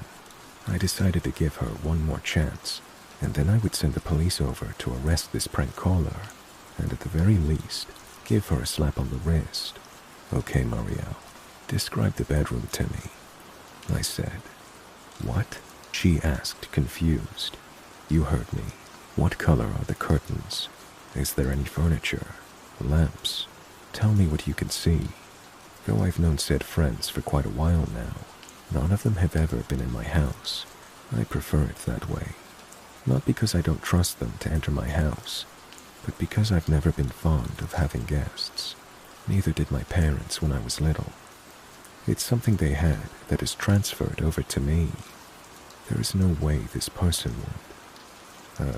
purple curtains, double bed with a grayish cover with white lines, a wardrobe and a small bedside table with a night lamp on it. She went on for a few seconds while I listened, completely dumbfounded. She was describing exactly how my bedroom looked. Her next words snapped me out of the confusion. "Miss, why are you asking me this? There's someone outside my house." I couldn't answer her immediately. This was just so surreal. Nothing like anything I'd experienced so far in this job. This woman, apparently named Marielle, who sounds just like me, claiming she lives at my address and is standing in the exact same bedroom as mine, was talking to me. Marielle. How did any of this make sense? I tried to keep my cool and continue talking to her normally, but I could hear the shakiness in my own voice when all I could mutter was an, "Okay, man," before falling silent again and rummaging around my desk drawer to find my personal phone. My ex-husband had installed security cameras facing the front, back, and sides of our house at different angles. After some people started talking about the same car driving around their homes multiple times during the day and night, but nothing ever came out of it. It didn't hurt to have the extra security measure, but I never thought I'd actually have to use it. I opened the app while this Marielle kept repeating, "Hello," but I was too preoccupied to answer. I admit my heart dropped into my stomach at this point, and it only got worse after I opened the camera app. My bedroom window looked out one of the sides of my house, and right beyond the wooden fence was someone pacing left and right while looking up at the house. I finally snapped back. "Okay, Mario, okay. I'm sending a patrol car your way immediately. Excuse the holdup." I tried to regain my composure, but could still hear my words trembling as I spoke them out loud. While the person wasn't trespassing, and technically not committing any crime, what puzzled me more was that I was currently completely free of any alcohol or drug influence, talking to myself, to another me. "Move away from the window to make sure he doesn't see you, do you?" I paused for a moment, taking in how ridiculous the whole situation was again, and finished my question, listening intently for the other answer that was about to come from the other Marielle, not sure what I was expecting to hear. "Do you have a weapon in your house you could use in case his intentions become malevolent?" I asked. "I mean, the only thing I can think of right now are the knives in the kitchen, and there's an old pistol, but it's in the basement, and the door to it is outside. Am I going to have to defend myself?" She sounded stressed out as she asked, but I was more shocked to hear the same exact words I'd have said in response to this question. "I have a pistol, and it's in the basement, the door to which is outside." Still unable to comprehend all of this, I told Marielle, or me I guess, to check again and see where the person is, and reassured her that the patrol car is only a few minutes away from the house. Only now did I finally look around, thinking that I must be dreaming, and caught the gaze of a fellow co-worker who had his eyebrow raised. He must have been listening into my conversation and saw me acting off, but I tried to smile to the best of my ability and nod, quickly returning my focus to my screen before I could see his reaction. "Marielle, do you see them still?" I inquired, but got no response for another few moments. She then stumbled on her words, and I could hear the door creaking open just as my bedroom door did, and her footsteps rapidly moving from room to room, presumably looking out other windows. No, he's not out there now. I don't know where he is. Oh God, did I miss him? Is he coming towards my house? She sounded like she was on the verge of a panic attack. I did my best, trying to calm her down while searching for the person myself, switching between different cameras, and when I found him, I saw him in the backyard with an arm raised in the middle of the air. Moments later, a rock flew towards my kitchen window, and though the cameras have no audio to them, Marielle's shriek was perfectly timed in sync with the impact.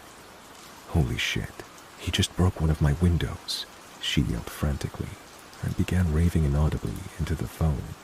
Marielle, get to your attic. Quickly. The police will be at your place soon. Use anything you find up there to block the way in.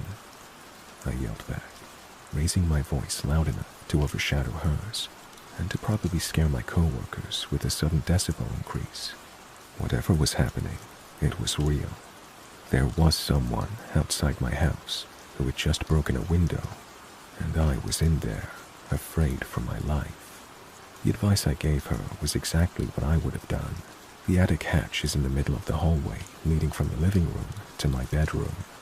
Giving her enough time to get up there and block it afterwards, considering this person had to pass the kitchen and then through the aforementioned parts of the house. By my calculations, Marielle had enough time to get there and use all the pent-up trash and whatever else she could find to hold the hatch shut for the little time left the police needed to arrive. I could hear Marielle slam the door behind her and run down the laminated hallway towards the hatch, and then I gasped audibly as she yelled into the speaker, and the phone dropped with a loud thud, her footsteps becoming more and more distant as another, heavier set made their way faster and faster through the hallway and closer to the phone. "Are you still there? The police are almost at your location," was all I could think to say in my last effort to scare whoever this person was away.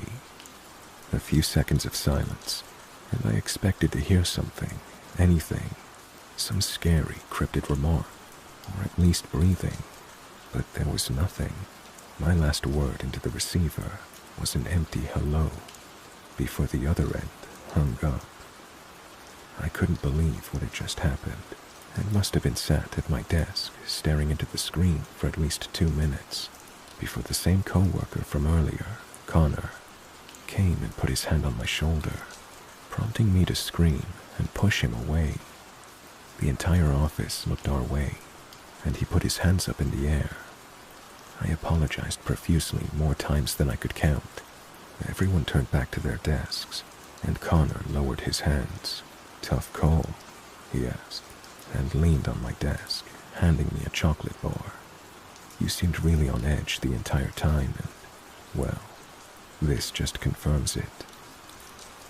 I didn't even acknowledge the snack after I looked at it, and just met his eyes again, not knowing what to say. I began with a few disconnected words before excusing myself and leaving the shift early. It's a little after 2:30 as I finish writing this. I booked myself a room into the most crowded hotel I could find, with the room closest to the stairs leading to the reception, shutting the blinds and locking the door twice. I'm afraid to go home, and I don't know who to talk to about this without sounding completely insane.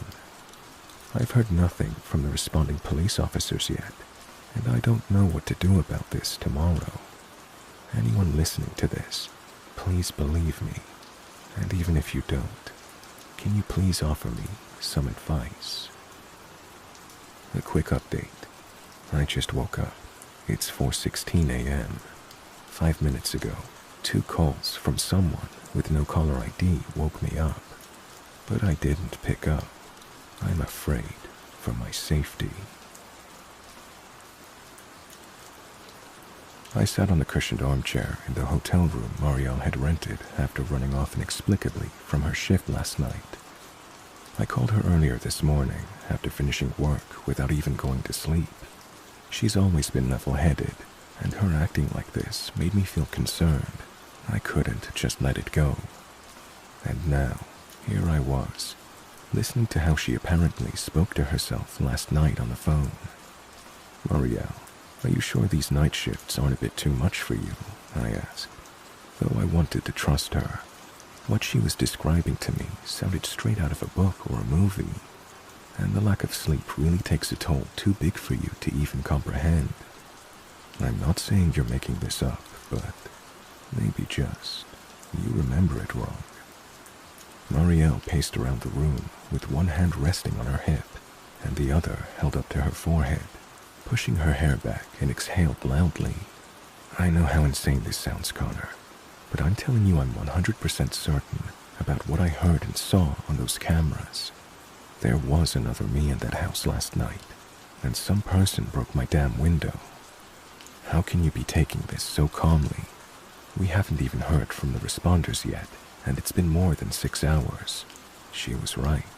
There'd been no info back to us on that call. Nothing on the news. No contact from the officers.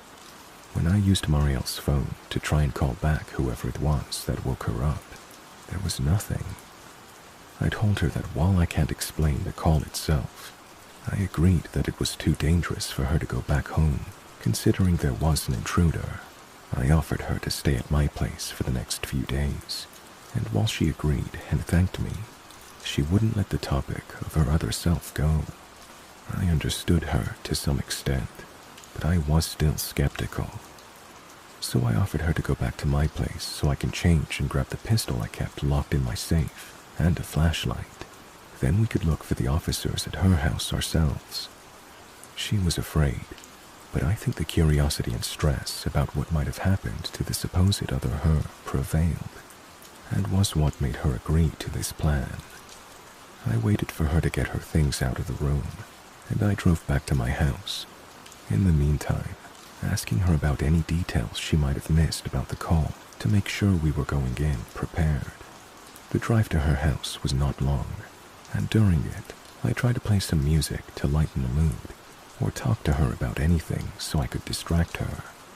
But all I got was 1 or 2 words in response while she was lost in thought, looking out the window. When we arrived, I parked in her driveway, where just outside sat the policeman's car, with the 2 front doors slightly ajar, with no sign of them. Marielle's breathing quickened, and I put a hand on her shoulder to calm her down. Then, without anything being said, both of us got out of the car.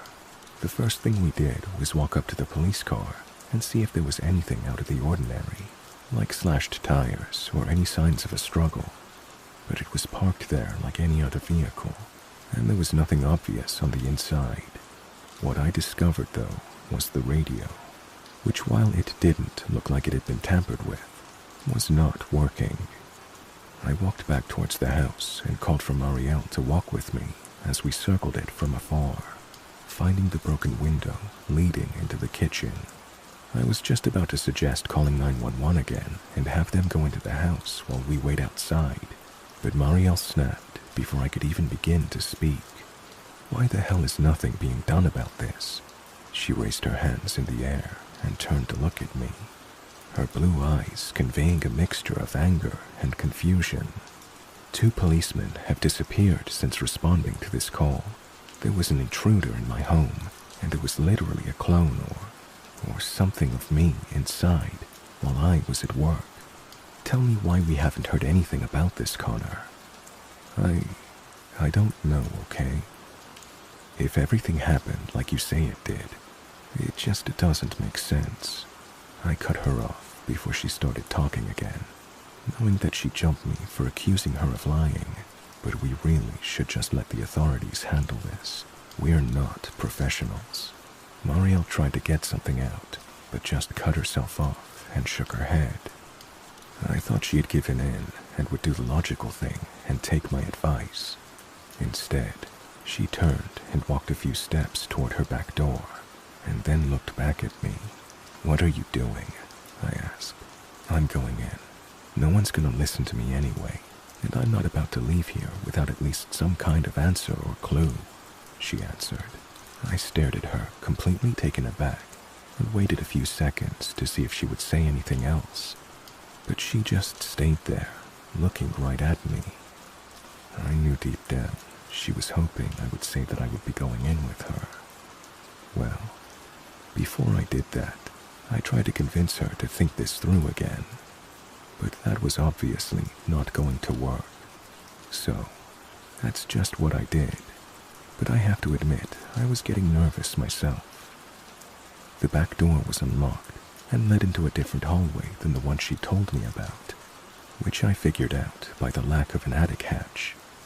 Marielle told me the layout of her home, and we walked together, me in front of her and my weapon drawn as I called out, asking if anyone was there. She smacked my shoulder and raised her arms with wide eyes, and I shushed her.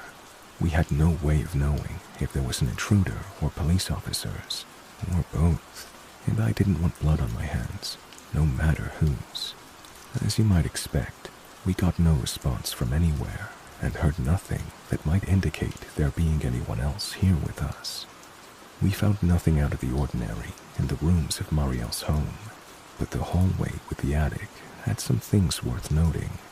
The first being what we immediately saw: the phone on the ground, and slight marks, like scratches on the walls, which were the only signs of anything out of the ordinary. Well, besides the broken window. That must be what she used to call. It's identical to mine. She grabbed it and tried turning it on, but it had no battery left. The screen was slightly cracked at the top right edge, probably where it first impacted the floor. What the hell is going on, Connor? Calm down, I began, knowing that she wouldn't listen to me. There's only the attic and the basement left for us to look through. We can check up there and then go down last. How's that sound? Yeah, okay. But the basement's locked. If the key hasn't been moved, it must be in one of my bedroom drawers, she replied. All right, I'll check out the attic while you grab the key. There's no point in both of us going up there. I raised my weapon into the air while reaching for my flashlight. Don't worry about me. Marielle nodded and began walking towards the bedroom, disappearing past the door after I started ascending into the attic. There was nothing on top of the hatch, which I realized before even looking around to see, because of how easily I was able to lift it open, confirming our suspicions that the other woman hadn't made it up there before the end of the call. What immediately struck me as odd was the immediate drop in temperature here. Yeah, it was an attic, but the difference must have been at least 10 degrees, and I shivered as I made my way up and started shining the light across the entire space.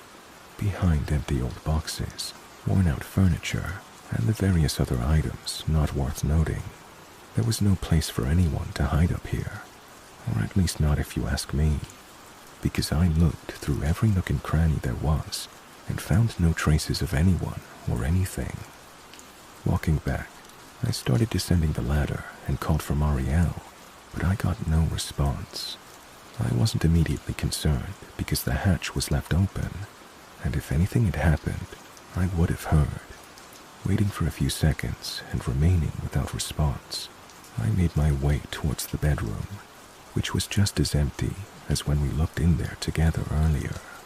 I called for her again and started looking through each of the rooms, and while doing that, I paused for a moment to listen, but not for Marielle. The background noises from earlier, like birds or passing cars, had all stopped.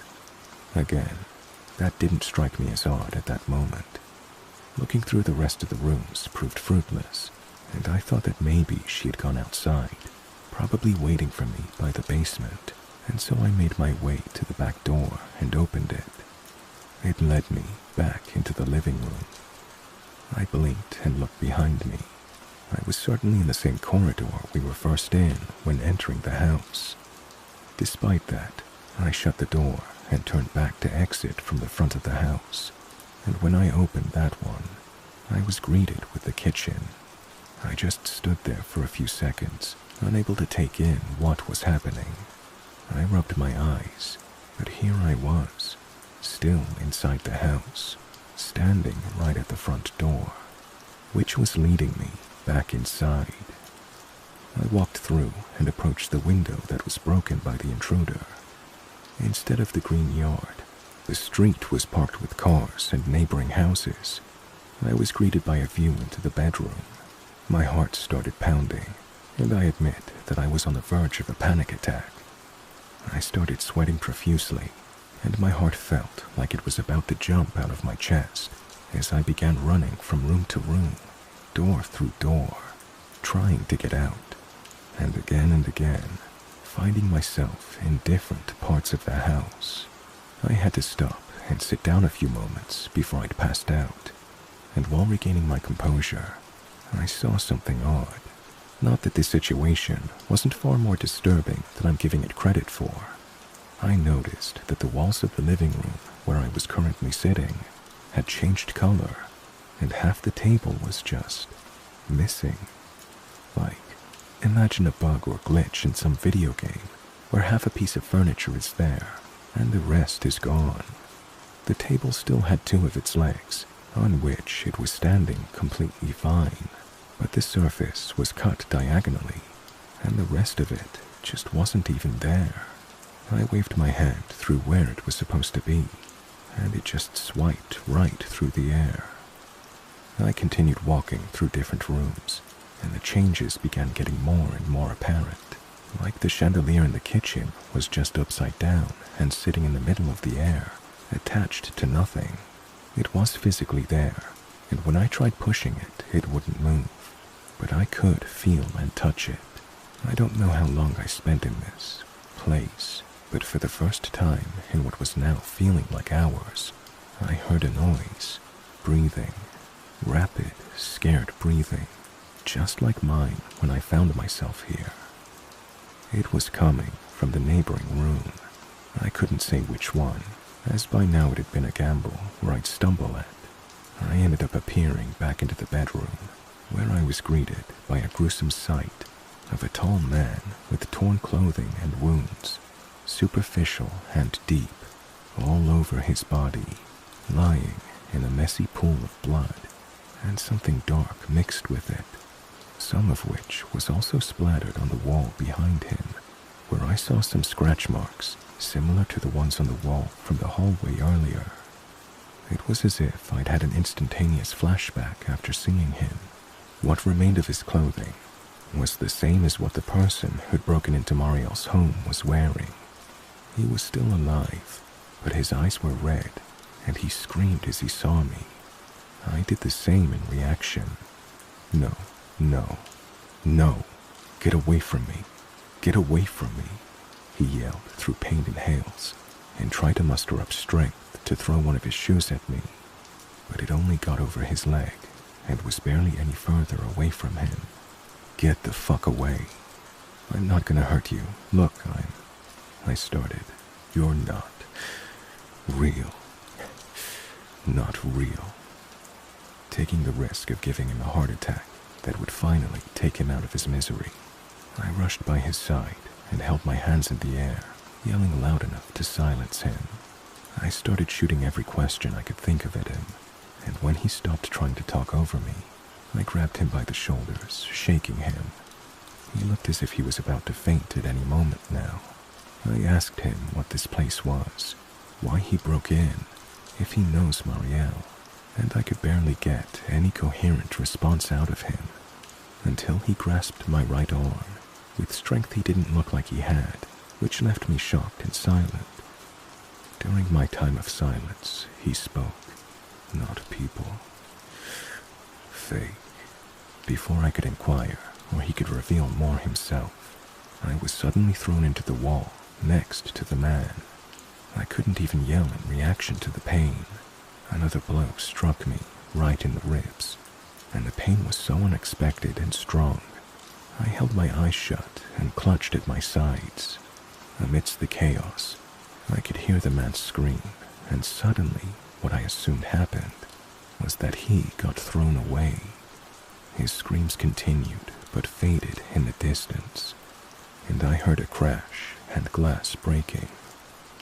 Mere moments later, just as I was about to open my eyes, I was grabbed by one of my arms and flung right back out of the room's door. Suddenly, all the noise stopped, and I stayed curled in a ball on the floor, tears of pain streaming down my cheeks as I held my hands over where I'd been kicked or punched or whatever happened. I assume I had at least 2 broken ribs, and I could barely touch the area without sharp pain coming in. When I opened my eyes, I found myself back in the attic, but this time, I could hear Marielle yelling for me downstairs. I slowly got myself back up, holding my side while descending back down into the corridor. I could hear the neighborhood sounds had returned. I'm here, I shouted and sat on the floor while waiting for her to arrive. When she did, she gasped and ran at me, putting a hand on my shoulder, asking me what happened and how I got hurt. "We have to get out of here." She helped me get up, allowing me to lean on her as we started walking out. "I'll explain at the hotel." I allowed her to drive, and she kept asking me questions in the meantime, but I was too exhausted and in pain to respond coherently. We arrived at the parking lot, and she turned to face me, looking me in the eyes and saying something I didn't even register at that point. I was too caught up in a small detail that I knew I would have noticed for all the time I've known her. "Marielle, since when are your eyes two different colors?" I could not find the key to the basement, no matter where I looked in the bedroom. I don't remember misplacing it, but with everything that's happened in the past 12 or so hours, I wasn't about to question something as mundane as this. Afraid to go too far without Connor, I decided to wait by the ladder up to the attic for him to finish searching and maybe join him if he found something.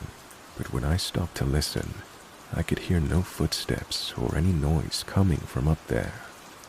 "Connor," I called while looking up at the darkness above me, seeing no ray of light from his flashlight either, but I heard him speak to me and figured he must be quite a way inside.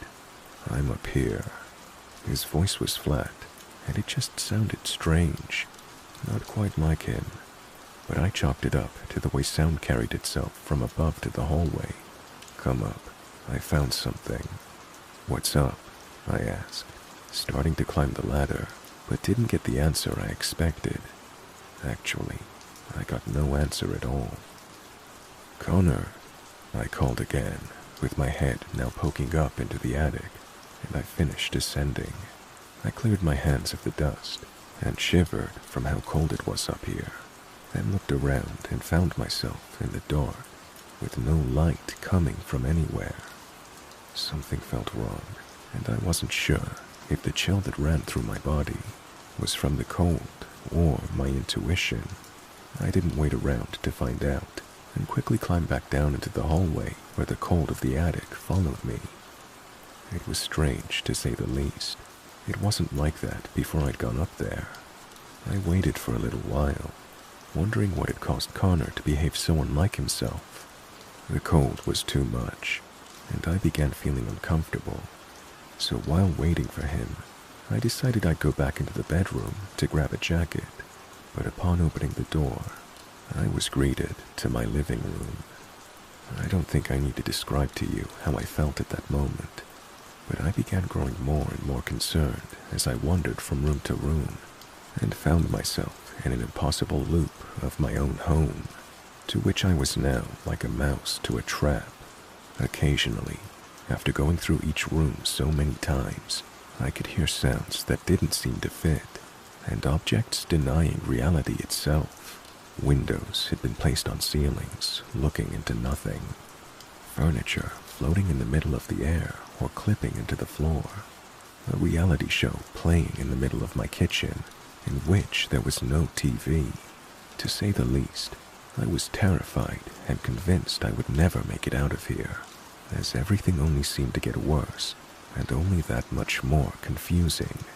And no matter how much time I spent looking in each room I'd move to next, I would find nothing that even hinted at a way of getting out of this maze. Adrenaline flooded my body in the middle of my search of the kitchen when I heard footsteps and increasingly louder static mixed with a voice, constantly changing its pitch, but not in a regular way. Rather, this voice was constantly swapping between male and female. There was nowhere in the kitchen to hide, so the only thing I could do was hide behind the counter on the other side and stay as silent as I could be, considering the circumstances. I covered my mouth and still feared the sound of my heart pounding would be enough to give me away. The three sounds moved closer and closer together and eventually reached the kitchen. The footsteps came to a stop, but what I was hearing disturbed me in a way nothing had been able to in all of my time alive. What I heard presumably coming from the entrance to the kitchen, was, like I said, a voice swapping between that of a man and a woman, mixed in with radio static citing yesterday's news, and the weather report, random conversations, and then something all too familiar. 911, what's your emergency? It was my voice. My breathing froze, and I slowly looked up without revealing myself from the counter, expecting whatever was here in the kitchen with me to be looking down like in a horror movie. But thankfully, there was nothing there. The voice continued, swapping between the voices of two other men, mine, and out of nowhere, Connor's. Marielle, since when are your eyes two different colors? I widened my eyes in disbelief and covered my mouth with both hands, praying whatever this was would leave. The static grew louder first, and then it began stopping and starting again at random intervals, while this thing continued repeating the same phrases over and over. It was sickening to listen to. Marielle, since when are your eyes two different colors? Marielle, since when are your eyes two different colors? By now, the voices had stopped swapping, and only Connor's was the one repeating this. Then, just as suddenly as it arrived, the footsteps began walking in the opposite direction, and the phrase fading into the otherwise silent house. I was so petrified by what had just happened. I couldn't bring myself to get up for another few minutes, and had to keep myself from crying. After spending enough time with just myself, and no inexplicable sounds showing up, I stood upright again and looked around to find that I was alone. It finally dawned on me that because of the state of panic I was in, I had completely forgotten the most obvious part of the kitchen, the window that the intruder broke to get inside. It was still shattered, but unlike most of the other windows that looked into nothing or just walls, beyond it was my bedroom, and the sight of a body on the ground that I couldn't recognize. I gasped when I saw it, then noticed that it was lying in a pool of blood. I crawled through the window and approached it slowly. Being able to get closer to it allowed me to see that its clothes, though torn and bloody, were the same ones as the man who had broken my window was wearing. The realization made me stop in my tracks for a moment before resuming my crawl towards him. It was a man whose face I could not yet see. It was turned away from me, and the hood of the gray hoodie, or what remained of it, was still up. There must have been some kind of fight with someone or something, because over his legs was my bedside table, with the lamp broken on the ground, glass scattered all around. Carefully kneeling down as to not cut myself, I turned the man's head towards me, revealing the wide-eyed, bloodied face of someone I knew all too well. Lying before me, dead on the ground after breaking into my home, was my ex-husband, Russell. I never talked about Russell much to anyone after we finalized our divorce. I had long since been emotionally detached from him after 2 years of growing neglect that made us argue more and more every day, and we would end up not talking to each other for weeks after some of the fights. Everything started as what I first thought was a way for him to try and scare me, as he knew I'd always been afraid of anything horror-related. So he found it funny to occasionally read out a scary story, or pop out of a corner to see my reaction. I never paid him much mind, and only laughed it off when he started talking about the other side and the mirror people. But he kept getting more and more interested in it, until that was everything he would talk about from day to night, sometimes not even sleeping to continue what he called his research, and what I found to be mindless scrolling on the internet and reading made-up articles about some made-up thing to scare teenagers and gullible minds. Now, after everything I'd seen and gone through, I remembered all of it for the first time in the few months I'd been trying to bury it in my mind. I don't know what he was doing here, why he was trying to break into my home, and how he ended up like this. So many thoughts flooded through my head instantly. Most of them grief and confusion, But I had no time to process any of them as I jumped back at the sight, and a piece of glass pierced through my right palm, and I let out an involuntary yelp. Just as I did that, I immediately heard the same sounds from earlier. Footsteps and voices with static mixed in, repeating random words and phrases, but this time there was more than one, and they were coming right towards me. I turned to my bed and rushed to hide under it, having no time to get to the wardrobe or try and make my way back through the window and into the kitchen. The covers were hanging loosely and covered half the space below the bed, so if I stayed quiet, I'd have a chance to go unnoticed. The unearthly sights kept coming. Rushing into my bedroom were 3 men, 2 in police uniforms whose movements were unnaturally stiff, and their faces expressionless, their eyes not even moving, and the third one was not Connor. I mean, it looked like him. It had his face, but it was changing expressions every second, from a smile to nothing, to a grimace, to sadness, to every single emotion you can think of. His clothes were the one I'd seen him in when he changed after we went to his house, only their colors were changing rapidly, and then, in the blink of an eye, he was wearing a suit. Again, the colors changing and mixing. What terrified me the most about the view were his limbs. Like I mentioned, the policemen were totally still and unmoving, but this Connor lookalike's limbs were spasming and flying around in movements that the human body simply couldn't perform. One moment his arms were by his side, and the next they were raised backwards 90 degrees, instantly afterwards pointing forward, then clipping into his body before returning to normal again. And his head snapped violently from side to side, as if his neck were constantly breaking and repairing itself. Their presence brought with them the static, but once they'd entered the room, the voices had stopped, and they just sat there for about a half a minute before the static began ringing so loud I almost had to cover my ears. And then the 3 just disappeared. They were gone, as if they'd never been there. I waited to see if anything would return again, or if I'd hear any noises, but the only thing was total silence, and the body of my ex-husband uncomfortably close to me while I was hiding. I crawled out from under the bed and took one more look at him before quickly jumping through the window into the kitchen again. Only this time, it led back to the hallway with the attic. There was sure to be some emotional fallout from this, but my brain was not letting me process it now. Before I could even look around, I was tackled by something into the wall, and my mouth was covered, preventing me from screaming, no matter how hard I tried.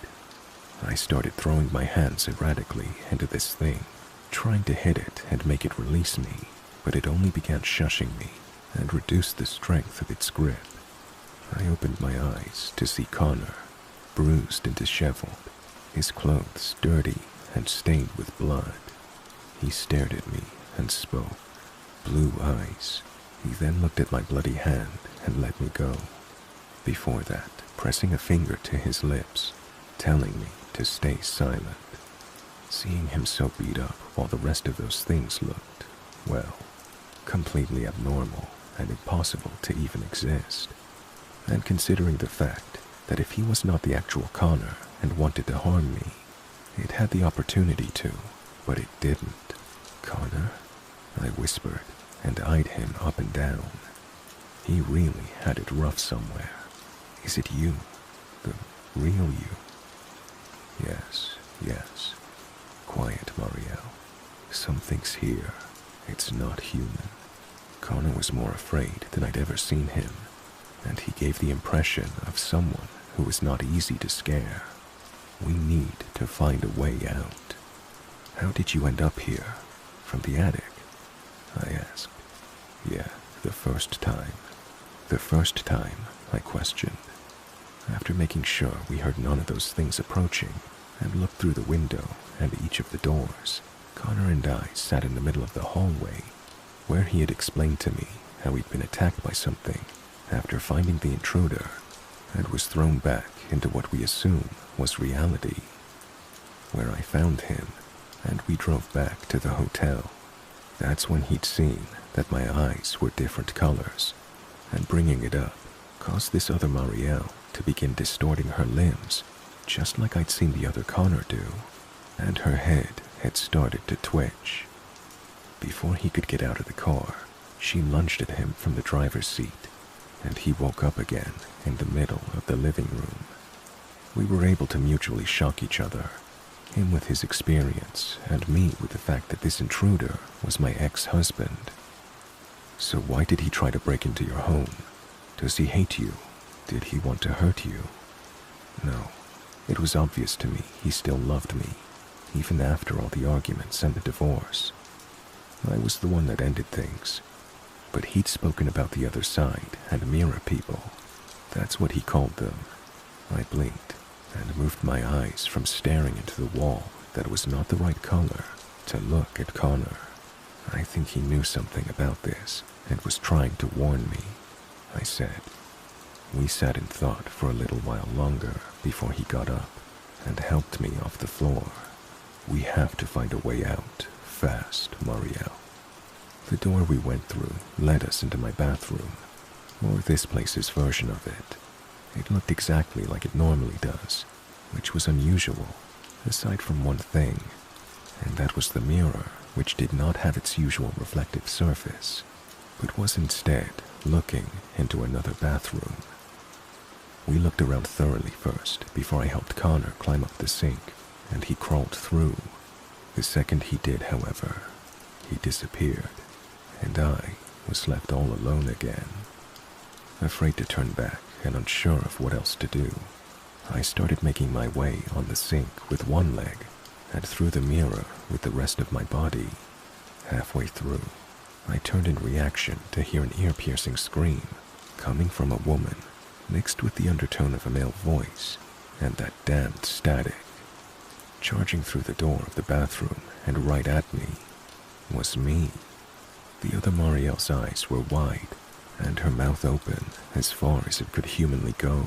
She grabbed me by the ankle and began pulling me back in. I held onto the edges and screamed, using my other leg to kick at her hands, but she would not let go, only intensifying in these inhuman screams that will forever haunt my nightmares. Despite that, I continued trying while looking around to see if there was anything on the sink that might help me. I saw the glass cup that I used to keep my toothbrush in. I grabbed it and used all my strength to slam it into the other Marielle's head, shattering it. A final kick into her face was enough to force her to release me, and I made the rest of my way through the mirror, her scream stopping as if I'd just woken up from a dream. I dropped onto the floor with a loud thud, immediately pushing myself back up against the wall and hyperventilating while Connor looked at me, unsure of what to do. What happened? Why did it take you so long? He knelt by my side and winced in pain, putting his left hand over his ribs. The other me damn near dragged me back in, I responded. Holy. Well, you don't have to worry about that, I think. Look. Connor pointed to the mirror after my breathing slowly started getting back to normal, and I only saw pitch black in it. Looks like we found the way out, he said. How do you know we're out? I asked him. Listen, the noises outside. Hear those construction workers, the cars. I nodded and took in the sounds he was describing. I don't know if you noticed, but there's none of that in there. I stood up and approached it, not daring to put my hand through, but stared into the black void. I would describe what I was seeing as impossible, but considering everything that had gone down just now, I don't think that word has any meaning anymore. We need to get out of this house before we get trapped again. Is your car still outside?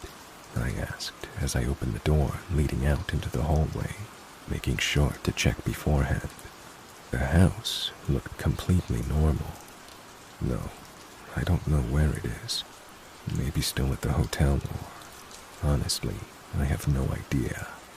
I just showed up here again after being attacked by whatever that thing pretending to be you was.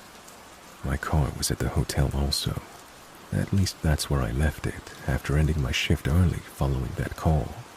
So we decided to call a taxi to get us to Connor's house, where we could both take a break and get fixed up. Hopefully without having to worry about being pulled into another dimension, or whatever the place we were trapped in was. After I took a shower, Connor went to rest and make sure he had no wounds he was missing, and I'd wrap my hand in bandages before using his laptop, with his permission of course, to do some research on what Russell had been so obsessed with all that time ago. The weight of finding the man I'd spent so much time in love with dead, in a place that couldn't exist, still hadn't come down on me, but at least it allowed me to remain focused. Looking up mirror people and other side together yielded scattered and terribly written posts with grammar and spelling mistakes, packed with action scenes that were obviously works of fiction by people who'd stumbled upon something similar online.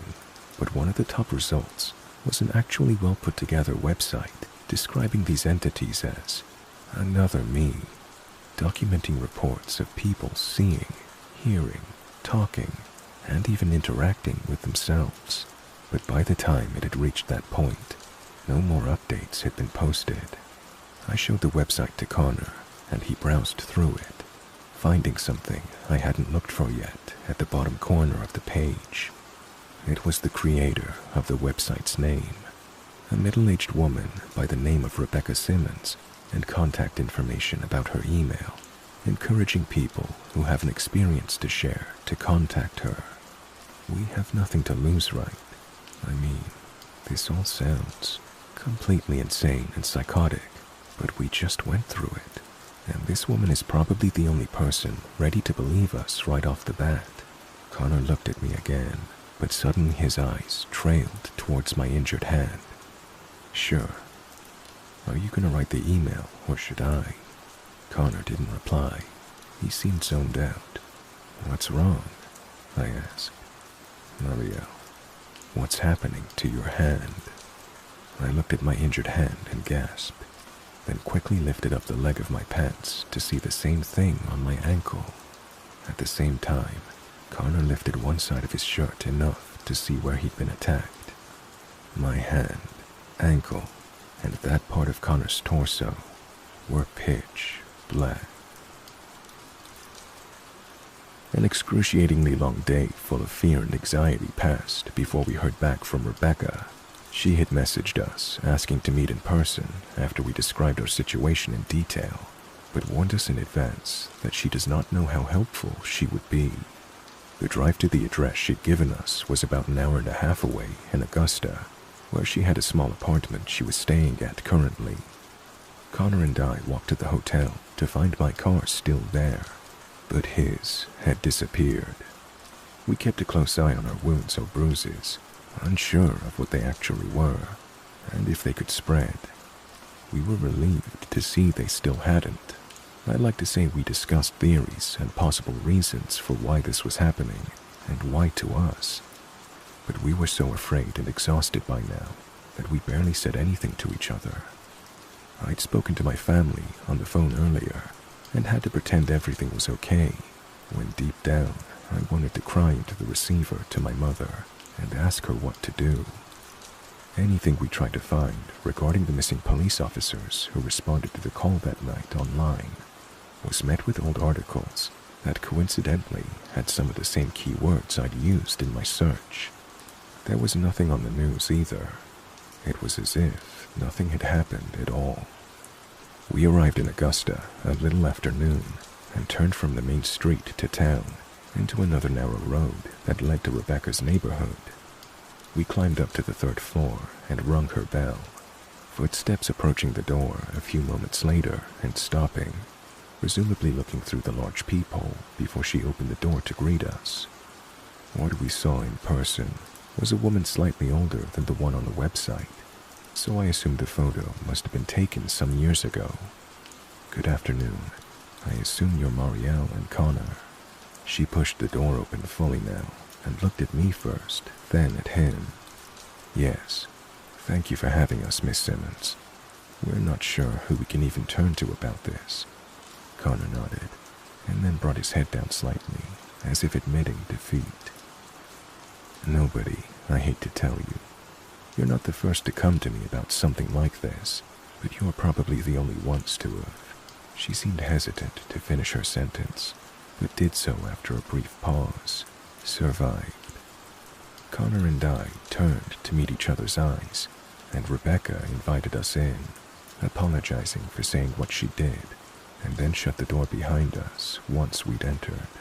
She went to make us coffee while we took our shoes and jackets off and made ourselves comfortable in her living room, and I tried taking some of the stress off by petting her puppy, a French bulldog that couldn't have been older than a few months.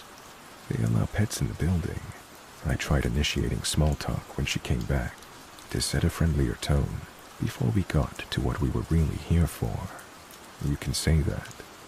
Honestly, the owner is against animals of any kind in the apartment, but I convinced him how little trouble he'd cause, and that if he broke or damaged anything, I'd pay back in full. Isn't that right, Frankie? In response, Frankie mustered up a semi-bark and licked her hand as she went to pet his head, and then sat down on the opposite side of the sofa Connor and I were on, a small cushioned chair. "I know who you are, Mario." I must admit, that phrase almost sent me into fight or flight, considering I've been on edge, to say the least, for the past 2 days, and was ready to jump up and run out of the apartment. But she continued just in time to allow me to prevent myself from doing so. "Your husband contacted me a year ago, trying to find out more about the mirror wall and the creatures inhabiting it. I'm sorry to hear what happened, and that you had to relive it, writing it in the email." Her mentioning my ex-husband's death was a gut punch, as I still hadn't even started processing it over the weight of everything that's happened, and I stared blankly at her. Connor noticed and took over the conversation for me. Did he mention anything we might need to know? Why was he trying to break into Marielle's home? Rebecca took a sip from her coffee, which still had steam coming off of it, and switched her gaze to me, picking up Frankie off the floor once he jumped off as soon as I stopped petting him. Obviously completely disinterested in me now, and she set him in her lap. "Because he was afraid of exactly what is happening to you. I can't put this any other way, so I will be forward about it. Russell did not seem exactly in his right mind, even back then. He was talking about all kinds of theories and supposed discoveries he'd made that sounded like the ravings of a madman. But what was evident to me was his duty to protect you from it, Marielle.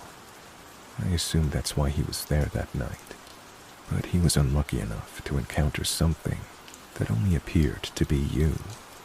Both Connor and I were at a loss for words at how casually this woman seemed to be talking about this, as if it was an everyday occurrence that some body snatchers who apparently lived in your damn mirror, or something like that, took over your life and pretended to be you. But that didn't stop her from continuing. Admittedly, though, he was one of the few to have actually come to me with more than just claims of there being another version of them. "So what the hell are these things? Why are they targeting us?" Connor asked, not even having touched his coffee yet. Not that I did either. I don't know for sure how they choose their hosts, as I call them, but from what Russell and others before and after him have told me, is that they form when you feel lost for an extended period of time in your life. Like when a piece of you seems to be missing. Is that description accurate for you after your divorce, Marielle? Part of me was getting more and more furious at how confidently this woman was trying to gouge the low points in my life. But I could not bring myself to go against her when everything she'd been saying so far was correct. And it didn't help that she sounded so confident. Well, maybe it did, because we were finally talking to someone who not only believed us, but seemed experienced in the topic at hand. It does. And I guess the same goes for Russell. He started talking about all this a month after his father passed in a tragic work accident. I thought he was just taking the loss really bad, but my God. I took a moment to think everything through and allow myself to finally take a sip from the coffee Rebecca had made me before continuing. You said he made some kind of discovery when he'd come to you. What were you talking about? Well, I don't know if your husband had ever come in contact with any of them, but according to him, the only way to sever these beings' connection to you was to destroy them in their own world.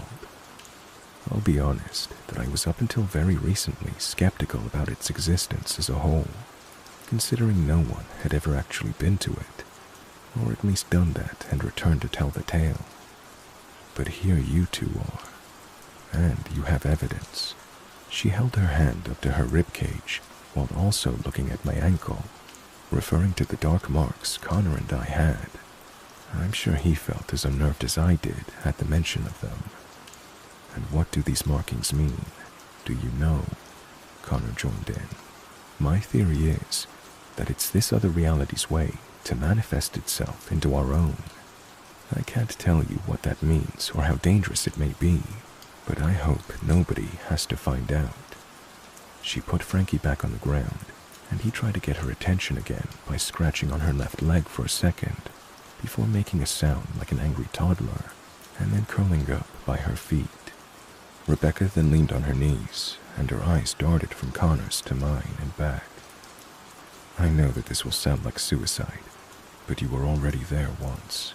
You twice even, Connor, and you both managed to escape. In all my time following this phenomenon, I've not heard or met with anyone to have done that. I'd say that it's your decision if you wanted to do this, but with those marks you have, I'm not sure if you have any choice in the matter if you want to stay. You must go back and destroy your imposters before they claim you. I don't have to explain how hard my stomach dropped, as we were literally instructed to go back into that damned maze that took the form of my home, but at the same time, there was no other solution we could think of, and I'm sure it had been floating around Connor's head as much as it had been in mine recently. But how do we even go about doing it? We don't know what they even are. How are we supposed to fight them? My voice trembled at the mention of the confrontation with them. We don't call them mirror people just because we came up with it randomly, Mario. You came out of that world through your mirror. You see how they're trying to become you, slowly. So, Rebecca stood up and walked over to one of the walls of the apartment that had a large rectangular mirror on it. My guess is that attacking them with glass will be effective in hurting and potentially killing them. Your guess? Connor stood up, and I felt the disbelief in his words as if they were my own. You're telling us to enter whatever that place is again, most likely walking straight to our death or, God knows, maybe something even worse, and all you have to go off of is your guess. She turned back to face him, seemingly unaffected by his demeanor, and crossed her arms before speaking. Like I said, I've never encountered one of them myself, and I'm only going off what I've heard by people I've spoken to, both in person and through my forum. If it makes you feel better, I'm more than willing to come with you. I've been investigating this for far too long, and I want to be able to help others in your situation if they ever come to find me. So you're saying this isn't just happening to me? It's a whole phenomenon. When was the first time something like this happened? I can't tell you for sure, Mario. Rebecca shrugged, and now turned her whole body to face us. Connor shook his head while sitting down, but remained silent. But you are not the only one being haunted by yourself. You might realize now, though, why it's not a widespread threat. People who look for help from those not familiar with it end up ostracized or thrown in mental hospitals. We stayed at Rebecca's apartment for another half hour, going through Connor's and my experience in the mirror world, and then getting ready to leave and drive back to my house. It sounds just as insane as it did then, typing this out. When our conversation on the drive back, with Connor in the driver's seat this time, was mostly filler or silence. As much as I didn't want to admit it, because she was still helping us, Rebecca was not a great person to be around, and I can see why she'd be doing something so out of the ordinary, considering how apathetic she seemed to people's emotions. And the second thing I was looking forward to the most, after freeing myself of the other me's torment, was not having to spend another second with her. After she gave us some more information and theories about what we have to do, we came to the conclusion that we had to get rid of mine and Connor's double in order to sever our link to this other reality, or dimension, or how you want to call it. We decided that we would do our best to destroy those of the two policemen who disappeared in response to the call, if we found them. And I'm sorry if this makes me sound like a bad person, but I was not ready to spend more time in that hell of a place trying to save someone I didn't know. And I just wanted it to be over already. And I think Rebecca was the only one who, despite all her supposed experience, failed to realize that we were literally about to enter another dimension, to fight beings that were nothing close to human, when she urged us to make it our goal to find them as well. Arriving at my driveway was just as chilling as before, the eeriness amplified by the police car still outside. On our way, we passed by a store to buy a medium-sized mirror that we broke in order to arm ourselves with shards of glass, an idea suggested by Rebecca that I wasn't sure how it made me feel when you take into account the superstitions about the bad luck that will follow you when you break a mirror. She seemed to not care and was more than happy to shatter it without a second thought. Of course, getting herself the longest and sharpest piece she could find, and leaving us with the shorter ones. We explained to Rebecca that going up into the attic is what sent both Connor and I into the other world, and he was the first to go up the ladder, then Rebecca, and finally myself. All three of us commented on the sudden chill and cold of the attic, and then slowly descended back into the hallway to find nothing out of the ordinary, until the first time a room repeated. But what was stranger than usual was how the distortions appeared almost instantaneously, with floating or half-missing furniture, misplaced windows, and the like. I can't believe I'm actually seeing this myself. For a change, this time Rebecca sounded like the one completely lost in the situation. I don't know about Connor, but it made me feel more in control, like I knew what to expect. Of course, I didn't. Okay, listen to me. I tried to sound as confident as I could to grab their attention. I have an idea. We can walk all we want and expect to find one of those things, or we can draw them to us. While I was here, when I made a noise, they came almost instantly, so let's devise a plan. I looked around the room we were currently in. It was the kitchen, a perfect place for an ambush. I'd stay behind the counter by the window, looking towards the doorway, on the either side of which Connor and Rebecca would wait with glass shards in hand to stab them into whichever creature came first. They agreed to the plan and took their positions while I looked into one of the shelves floating in the middle of the air, inside of which were small glass cups, not behind on defying the laws of physics. Looking back at the others and raising the cup in the air, they nodded in approval, and I took a deep breath and braced myself, squeezing my shard in the other hand. Before I dropped the glass, I looked at the mark on my hand, which seemed to have grown, almost consuming my entire palm. We had to get this done, or who knows what would follow us. I simulated a pain yell as I threw the glass onto the ground, and seconds later, the all-too-familiar static and distant voices started storming towards the kitchen from the other room. Turning the corner was a man in a police uniform. I assume one of the two that were unlucky enough to be sent as the responders the night I got the call. It took all the strength in me not to flinch, as it's what were up until now stiff movements turned into a feral sprint, accompanied by a reverberating inhuman growl. The moment that thing appeared through the doorway, Connor and Rebecca were swift to stab their shards into its body. Connor managed to slice into its abdomen, while Rebecca jammed hers straight into its right eye. Moments later, the awful sound it somehow produced was cut like a TV turning off, and it began crackling until eventually shattering into pieces that littered the floor. The three of us looked at each other in disbelief. We had just killed one of those things, and without it even being able to reach us. For the first time, I felt strong, triumphant, like I was going to be the one that they should be afraid of. That was short-lived. The only form of celebration we were able to have was momentary looks of widened eyes and smiles before the sounds returned. The footsteps, the screaming, the static. So many sets of footsteps, so much static. Rebecca gasped, and Connor held his free hand up to his ear and shut his eyes tight, while I backed away from the counter. In that moment of fear, I forgot about the broken window. Before I could see what was about to come through the door, I was pulled back by my hair so hard that for a second, I thought my scalp was about to rip.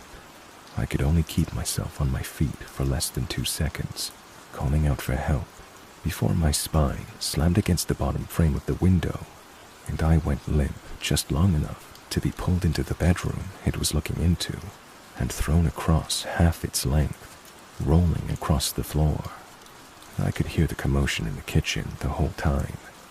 Rebecca screamed while Connor was silent, but I could hear objects being thrown into the walls, and an occasional grunt that I assumed came from him.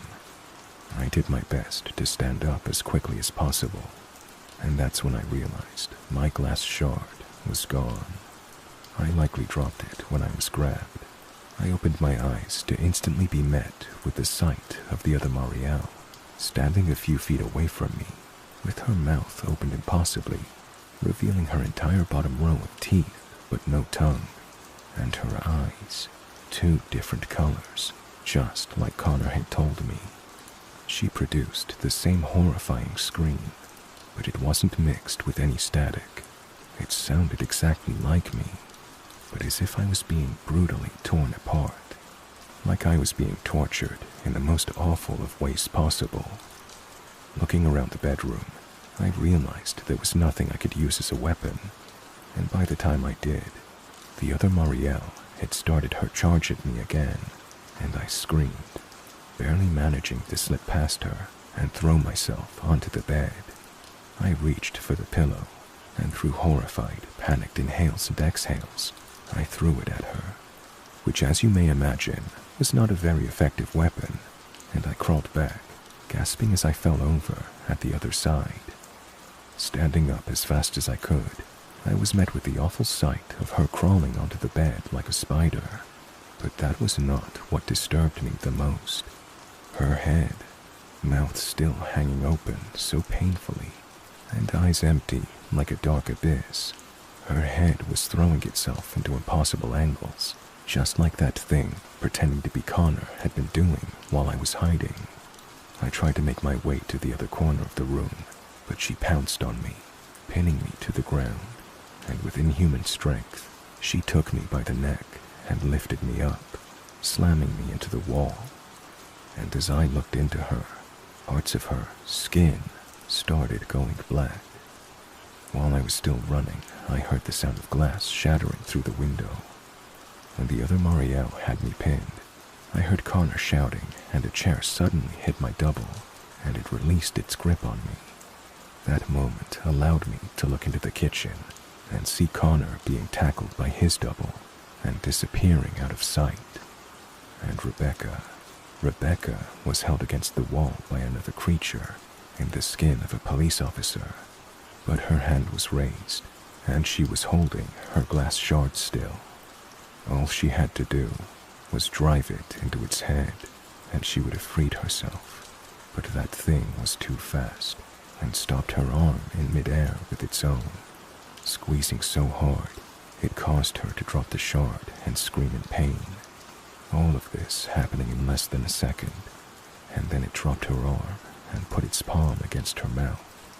What I witnessed after that was the total disappearance of that thing's everything. It was just a totally black silhouette that resembled a human with impossibly uneven proportions, constantly swapping, but the only thing that stayed consistent was the arm with which it held onto Rebecca's mouth. Its palm then moved from just covering her mouth to grabbing her entire head, and she let out a guttural scream that only got louder and louder as it tightened its grip. I couldn't see anything more, as I still had the other meat to deal with. While looking into the kitchen, an idea came to me.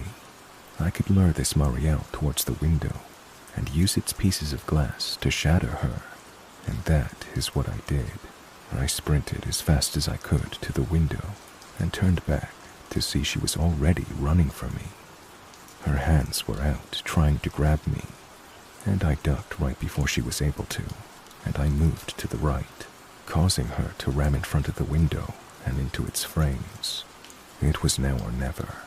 I turned around and gathered all the strength I had left to grab the other Marielle's head and slam it into the sharp piece of glass pointing right up. She was able to release one final shriek before it pierced into her left eye, and she stood there, frozen and silent. At that moment, I looked up to see what was happening inside the kitchen and saw that Rebecca had completely disappeared, while Connor was still in a tussle with his double. I was just about to crawl through the window to help before I was forced down onto the floor by an awful, throbbing pain in my ankle, hand, and now neck, where the other Marielle had held me up. But the pain was soon to disappear, and I looked back up towards the window, where my double was beginning to crack, and I called out for Connor one last time before she turned to pieces, and my memories end there. What I remember immediately after was waking up in the hospital bed with an IV going into my left hand, and I was covered by a sheet. I was so exhausted, I could barely produce any sound that alerted the visitor I did not know I had, sitting on a chair by the bed. "Easy, Marielle." The voice was that of a woman, and it would certainly have made me scream if I had the strength for it. "You've been out the longest out of the three of us." I slowly turned my head to see Rebecca smiling at me with this expression that had something off about it, but I chalked it up to condition. "Rebecca, what happened?" I asked. "We did what we had to do is what happened, but you were completely out of it when we came out." I was too worried about Connor to ask what she meant by "came out." I was definitely in need of a memory refresher. "Where's Connor? Is he okay?" I asked. "Oh yes, honey. Don't worry about him. He's in a neighboring room. You two had a real struggle in there." She then stood up, and at that moment, I could not remember how she had suddenly disappeared while we were in that place. She made her way to the door and opened it, stepping out and saying, "You'll have to ask the nurses if you can see him, though." "Wait, Rebecca," I called out weakly. "How did we?" "Is it over?" "I'll tell you later, Marielle. Visiting time is over, and I need to feed Toby, you know. He's probably starving by now. You know how much Frenchies eat." Before I could question her more, she shut the door, and I was left alone. For the first time, completely alone, and separated from Connor since he offered me his help. I was afraid for him, and I wanted to see him, but at least I had Rebecca's word that he was okay. I moved the covers to look at my hand and ankle. The parts where I'd been marked were covered in bandages, and I had no idea what was under there. And when I ran my other hand over the front of my neck, I confirmed that the case was the same with it, too. I was sure that if they'd remained like that, I had a lot of explaining to do, and I wasn't sure how I was going to go about it, but I had the chance to finally rest, and I wasn't about to say no to it. Not long after, a male nurse entered my room with a tray of food and smiled under his mask. "Hello, miss. I was told you were awake." You were in quite the condition when we got to you. It was a stroke of luck your neighbors saw you before you lost too much blood. Blood? What happened to me? I recalled the black marks again and ran my hand over the bandages on my neck. You had some really deep wounds where the bandages are, and the neighbor's son saw you passed out on the driveway, bleeding. Poor kid, but he saved your life, the male nurse responded. Is Connor here? Can I see him? He was with me. The nurse looked at me confused and scratched his head. Ma'am, there was no one with you, and we don't have a patient by that name in the ward. I raised my eyebrow and felt myself begin to tense. That's impossible. He was with me. Check again, please. I was with 2 other people. That lady and Connor. Please, just check again. Okay, ma'am, okay. Just don't stress yourself out, please. You really need to rest and keep yourself steady. I'll be back in just a few moments. He smiled and nodded at me before turning around and leaving the room. But I was too nervous for pleasantries right now. I started to wonder why Rebecca was in such a rush, and why'd she lie about Connor if he wasn't here. I'd remembered by now how she suddenly went missing while I was still inside that place. But I thought that just like how I'd returned to the real world after I killed the other me, the same thing must have happened to her. But there wasn't another her, right? That's when I replayed our conversation over a few times in my head before she left, and I kept stopping at one detail in particular. Was I misremembering it, or did she get the name of her dog wrong?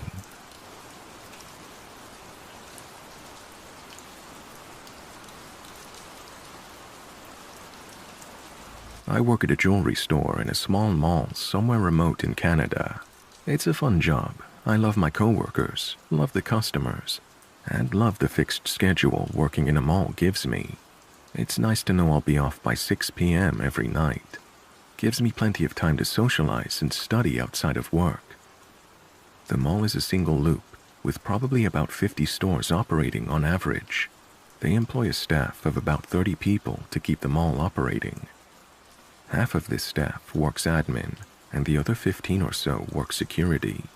As a regular 40-hour-a-week employee, I've had my fair share of interactions with security. Having them escort me to the bus stop on the occasional night inventory had me work late, or calling them into the store to help me deal with an irate customer. Over the years, I became good acquaintances with a few of the security guards. My favorites were Will, April, and Mark. Will was the friendliest. He'll pop his head into my store and say good morning to me when I'm opening. April was the most by-the-books security guard. She usually helped me deal with difficult customers. Mark was one of the evening security guards, so my only interactions with him were escorts late at night to the bus, during which he was quiet but polite. A schedule shuffle last year put Will on parking lot patrols, April mostly on the evening shift, and put Mark on day duty. Not the end of the world, just kind of sucked no longer having a friendly conversation with Will as I opened the store, and not having badass April around to step in when customers got unruly. Mark was a lot more quiet than his 2 counterparts, and just wasn't quite as friendly. I didn't interact with him much for the first few months after this new schedule started. I'd give him a smile as he walked by my store, and had him help out a few times with shoplifters. But beyond that, nada. No great friendship blossoming out of the schedule rotation or anything. About 2 months after the schedule had changed, I had my first bad encounter with Mark. I was walking through one of the mall staff hallways to take a washroom break. Mark happened to be walking just ahead of me, also going to the washroom. He looked me up and down and then remarked, "This is gonna be hard." I got a bit of a chill when he said that, but assumed there was an issue in the men's washroom. Someone passed out in a stall or something. So I asked him, "Oh no, why?" Because I'm nosy and was excited to have a bit of mall gossip to share with my coworkers. He got a cold, distant look in his eyes and said, My doctor advised against heavy lifting and then winked at me. I ran into the girls' washroom and texted my manager, freaking out about what he had said, knowing full well what he implied with that remark. Mark is a 45-year-old man with graying hair and a bit of a beer gut. He stands at about 6'2". I'm a tiny 5'7" girl who was about 20 at the time of this incident. It creeped me out so much that I reported it to April, my next shift, who promised me she would handle it.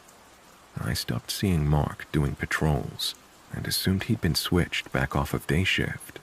For about 2 weeks, I heard nothing from him or any of the other security guards. I was just about to end my shift one evening, with about 15 minutes left before we closed for the day. I hear someone enter my store and look up to see Mark walking towards me with just a look of pure hate on his face. I wasn't working alone, so I stepped into the back room to avoid dealing with him. It didn't work. Mark threw the door to my back room open and stood there, screaming his lungs out at me. How it was my fault he'd lost his job, how I'd ruined his life, and how I was going to pay for my mistake. He viewed the sexual comment he made to me as a joke and thought I was a bitch straight from hell for reporting him. He screamed for a few minutes, and the second he paused for a breath, I calmly told him to get the fuck out of my store, because I was calling the cops and security. He ran out of the store, and a moment later, Will sprinted in. He just screamed at me, "Where the fuck did he go?" And I pointed as I started to cry.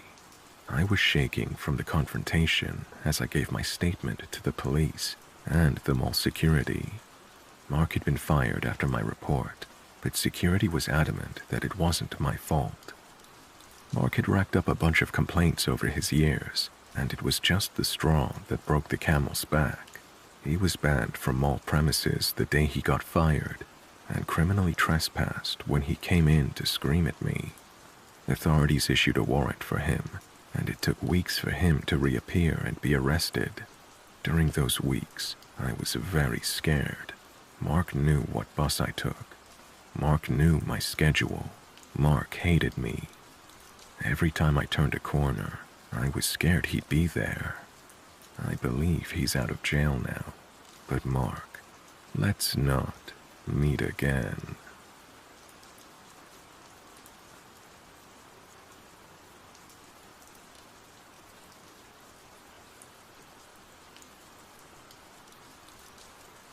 I was one of those kids you see walking around zoos or amusement parks wearing a leash.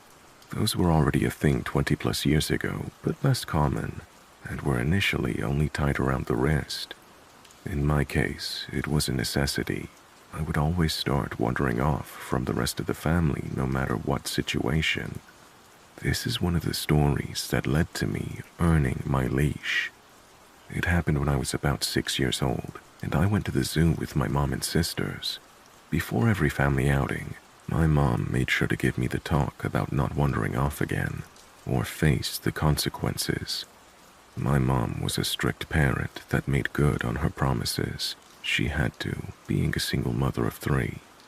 I didn't try to disobey her per se, but I often just didn't pay attention to the world and people around me. No different this day. I behaved and followed the group for a while, but then a butterfly garden caught my attention and I was off. When I finally realized I separated myself from my mom and sisters again, I panicked and started walking around the zoo looking for them, being afraid for my mom's reaction more than anything else. After a while, I somehow got it in my head that if I could just walk out, find the car and wait there, my family would eventually find me. So I did. I got lost within a couple of minutes, walking around a strange neighborhood, looking for either our car or the way back to the zoo. Nothing looked familiar. I started crying. My mom was gonna be so mad. Then this man came up to me, just looking normal, about 40 years old, asking me if I'm lost. I explained I lost my family when we were visiting the zoo, and I'm looking for the way back. I couldn't believe my luck when the man told me he'd just come from the zoo and saw a family there standing near the entrance who were waiting for a little girl with blonde hair and a baseball cap. But it was still a few blocks away, so he proposed I walk with him to his car, and we could drive the rest of the way back. Just the mention of his car finally made me hesitant. I told him I wasn't allowed to get in a car with a stranger. My mom would be so mad. He then said something like, that was true, but I looked smart enough to know if I could trust someone. I don't remember the exact words, but it was something like that. Also, he added that they spoke to my parents earlier when they were looking for me, so he's not a complete stranger. That didn't seem right. I asked him if he really talked to my dad, who had died a year before, by the way, and when he said he did, I broke down crying uncontrollably. I still didn't understand the situation I was in. I was just really confused about everything and scared of how angry my mom was going to be after all of this. Finally, my crying caught the attention of the security guard of a parking building that we were standing next to, asking if there was something he could help with. The guy stepped aside with the security guard and started explaining the situation, but made it vaguely sound like he was my father and that we were looking for his wife. The security guard seemed to believe him, pointing us in the right direction towards the zoo. The man thanks the security guard and proceeds to take my hand to walk away.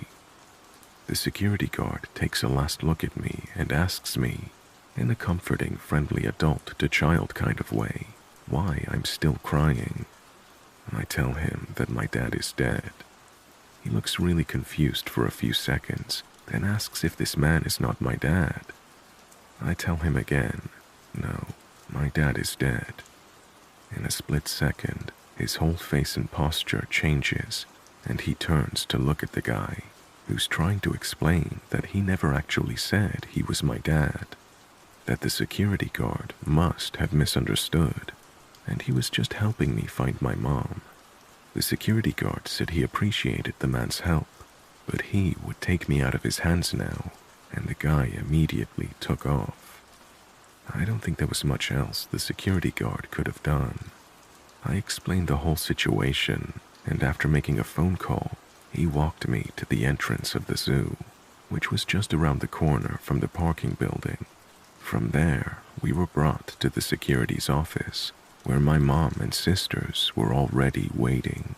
I feel extremely lucky for the security guard being at the right place at the right time that day, and I'm very grateful for the extra second of time he took that could have made all the difference.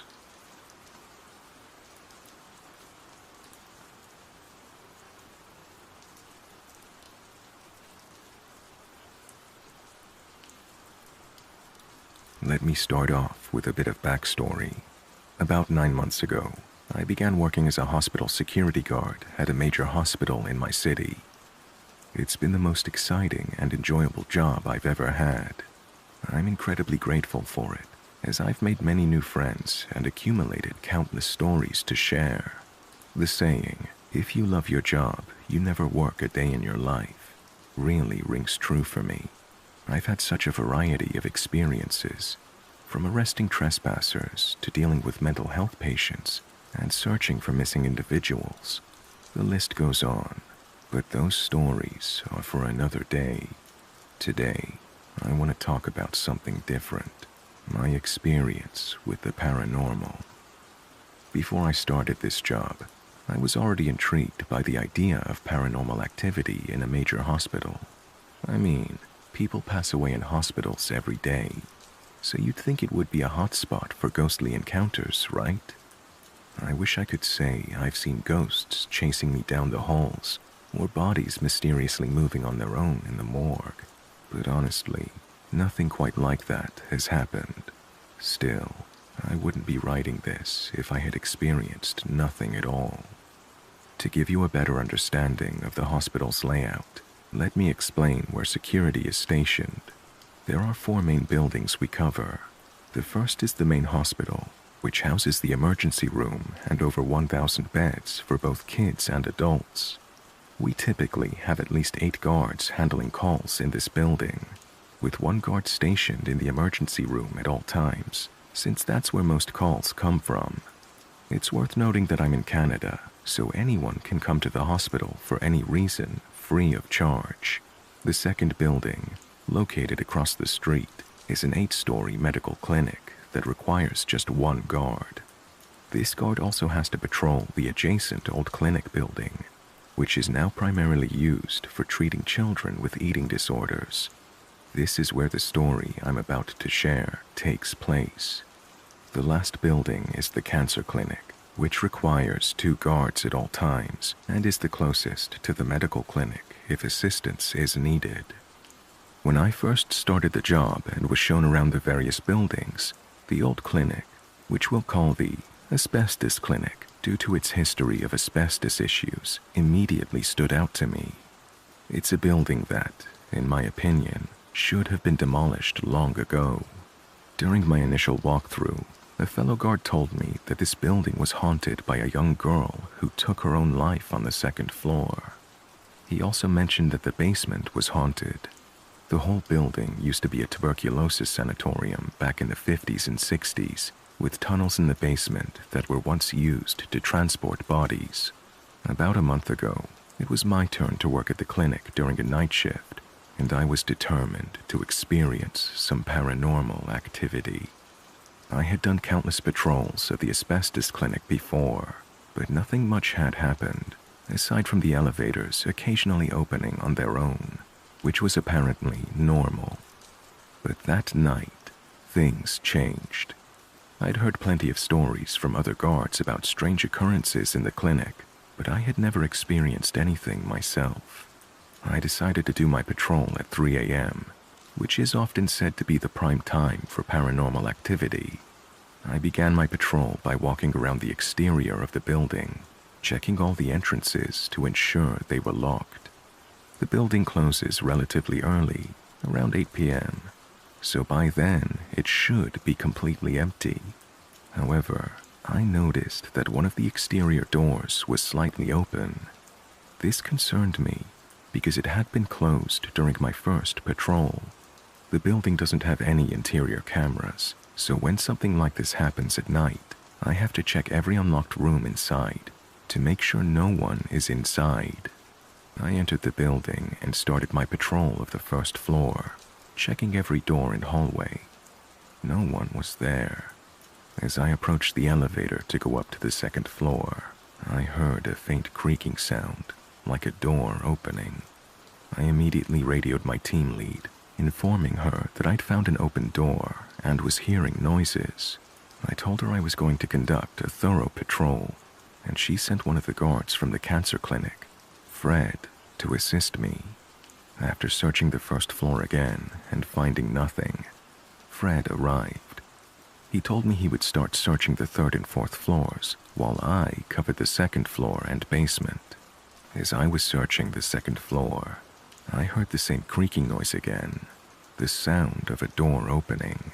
I radioed Fred to come down, still not considering the possibility of anything paranormal. We've had incidents of homeless people breaking in to find a place to sleep, though it's rare for them to target the asbestos clinic since it's usually locked. We searched every room on the 2nd floor, but found nothing. After thoroughly checking the entire clinic, we concluded that no one was inside. Fred returned to the cancer clinic, and my team lead made a joke that it was probably just a ghost. That got me thinking. This might be the perfect time to continue my ghost hunting. I went back into the building, determined to capture some activity. I sat down in a chair on the 2nd floor, waiting to see if anything would happen. After about 10 minutes of nothing, I got bored and decided to head down to the basement. The basement is an eerie place, filled with tunnels that mostly led to nowhere now. I decided to explore one of them since I'd never done it before, and it seemed like the perfect time. Once I exited the elevator, I made my way to one of the locked doors leading to the longest tunnel. Most of the tunnels were completely blocked off, but this one stretched on. I unlocked the door and ventured down the tunnel, taking note of my radio beeping to indicate that it had lost signal. A common issue in basement areas. As I reached the end of the tunnel, my flashlight started to flicker. I decided to stand still and listen, and to my shock, I heard a blood-curdling female scream coming from the start of the tunnel. I nearly jumped out of my skin. I turned around, pointing my flickering flashlight back toward the entrance, and I started running toward the scream. When I reached the entrance, I tried to radio my team lead, but my radio still had no signal.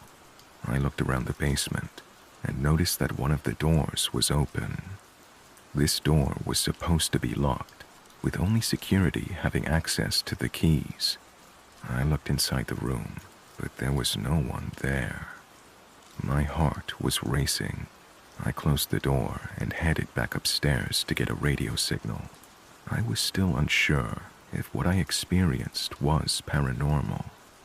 Once I was back on the main floor, I radioed my team lead to let her know what happened. She sent Fred back to help me investigate the source of the scream. When he arrived, we went back to the basement.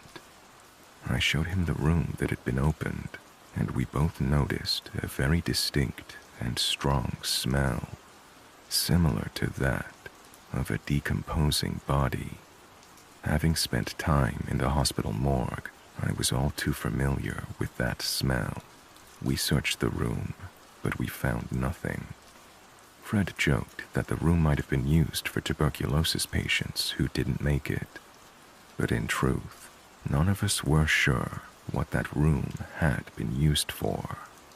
We determined that everything was fine, and I decided I'd spent enough time in the asbestos clinic for one night.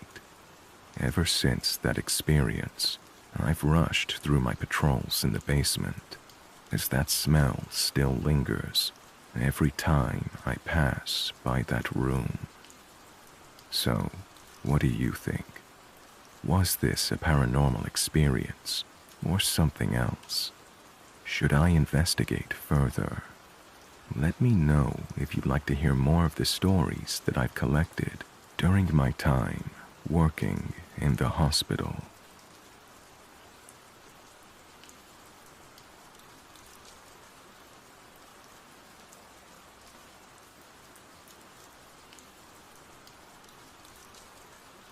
I moved into a large studio apartment complex a few months ago. I'm a single female with a 2-year-old daughter. My sister and a few of her friends came over about 3 weeks ago to hang out, have some beers, and play Cards Against Humanity. My studio has an enclosed patio save for a door-sized opening. There's no gate or door. Since my child was sleeping, I had everyone chill outside on the patio. We were having a great time, joking, talking, and listening to low-playing music when the security guard entered my patio. "Hi there, are we being too loud? Has someone placed a complaint?" I asked. No, you guys are fine. I'm just doing my rounds." He lingered for a minute more and then strolled out into the night. We continued our activities and didn't really give him a second thought. He returned about 25 minutes later, right after most of the group had left. Only my sister, her friend Cody, and I remained. He was an overweight, late 40s, early 50s white male, and he wore glasses. He strolls into my patio once again and strikes up conversation. We learned that he's a retired cop that had to quit the force after suffering a heart attack on duty. He states he had to undergo a quintuple bypass surgery, and after recovery, he started night security jobs. I felt sorry for him because of the medical history, and sat and listened to him for quite a while. He must have stayed at least 30 minutes before my sister got uncomfortable and loudly announced that we were going to bed. He bid us good night and left. Once inside, my sister said that she didn't like the way that he was looking at me, and she thought that he took a liking to me. I initially told her she was reading into it too much, and that the guy was just lonely and had a long shift ahead of him. A week and a half later, my sister is visiting again, and we're sitting inside my place talking. My studio has a black screen door, which is visible to see through, and then followed by a wood door. I had the screen door locked and the wood door wide open to let some air in. My sister is talking to me, and I have the sensation that someone is looking at me, so I glance up. The security guard is standing at the doorway of my patio, staring. I say hello, and he jerks forward, as if expecting an invitation in or something. But I turn my attention back to my sister, and when I glance back again, he's gone. This week on Tuesday, I took a shower and threw on my red silk Japanese-style robe. I was washing dishes for about 25 minutes and had poured myself a glass of wine. I turned from the kitchen to sit on my couch, and I strangled a scream. The security guard is almost pressed up against my screen door, staring straight at me through the foot-long crack of the wood door. I was so startled and shaken, but the first thing I did was make sure my robe wasn't exposing me. I ran up to the screen. "You scared me," I said. With no emotion and no apology, he said, "I was just doing my rounds." My scalp is crawling and I'm still shaky. "Okay, well, I'm going to bed now," I said. He is still right up next to the screen door, all the way inside my patio, and he turns and looks at my beach cruiser parked against the wall. "Oh, you have a bike. You should put it inside because someone could take it," he tells me. "Yeah, I'll get to it," I replied. I pretty much slam the door shut and lock it. I sit down with the wine and calm my nerves. I was shaken up, but I wasn't sure if he really was being a creeper or just a lonely individual that was looking for someone that had expressed interest. After a debate with my friends and sister, I contacted the property manager. I was actually surprised at how quickly it escalated. They took my verbal incident report over the phone and just informed me today that the guy has been fired. The property manager told me to call the police if I see him on premises again.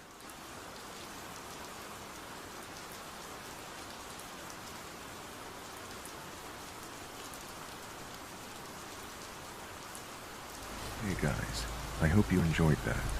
If you have a scary story you'd like me to read on the channel, please send me an email or post it to my subreddit. You can find details of this in the video description.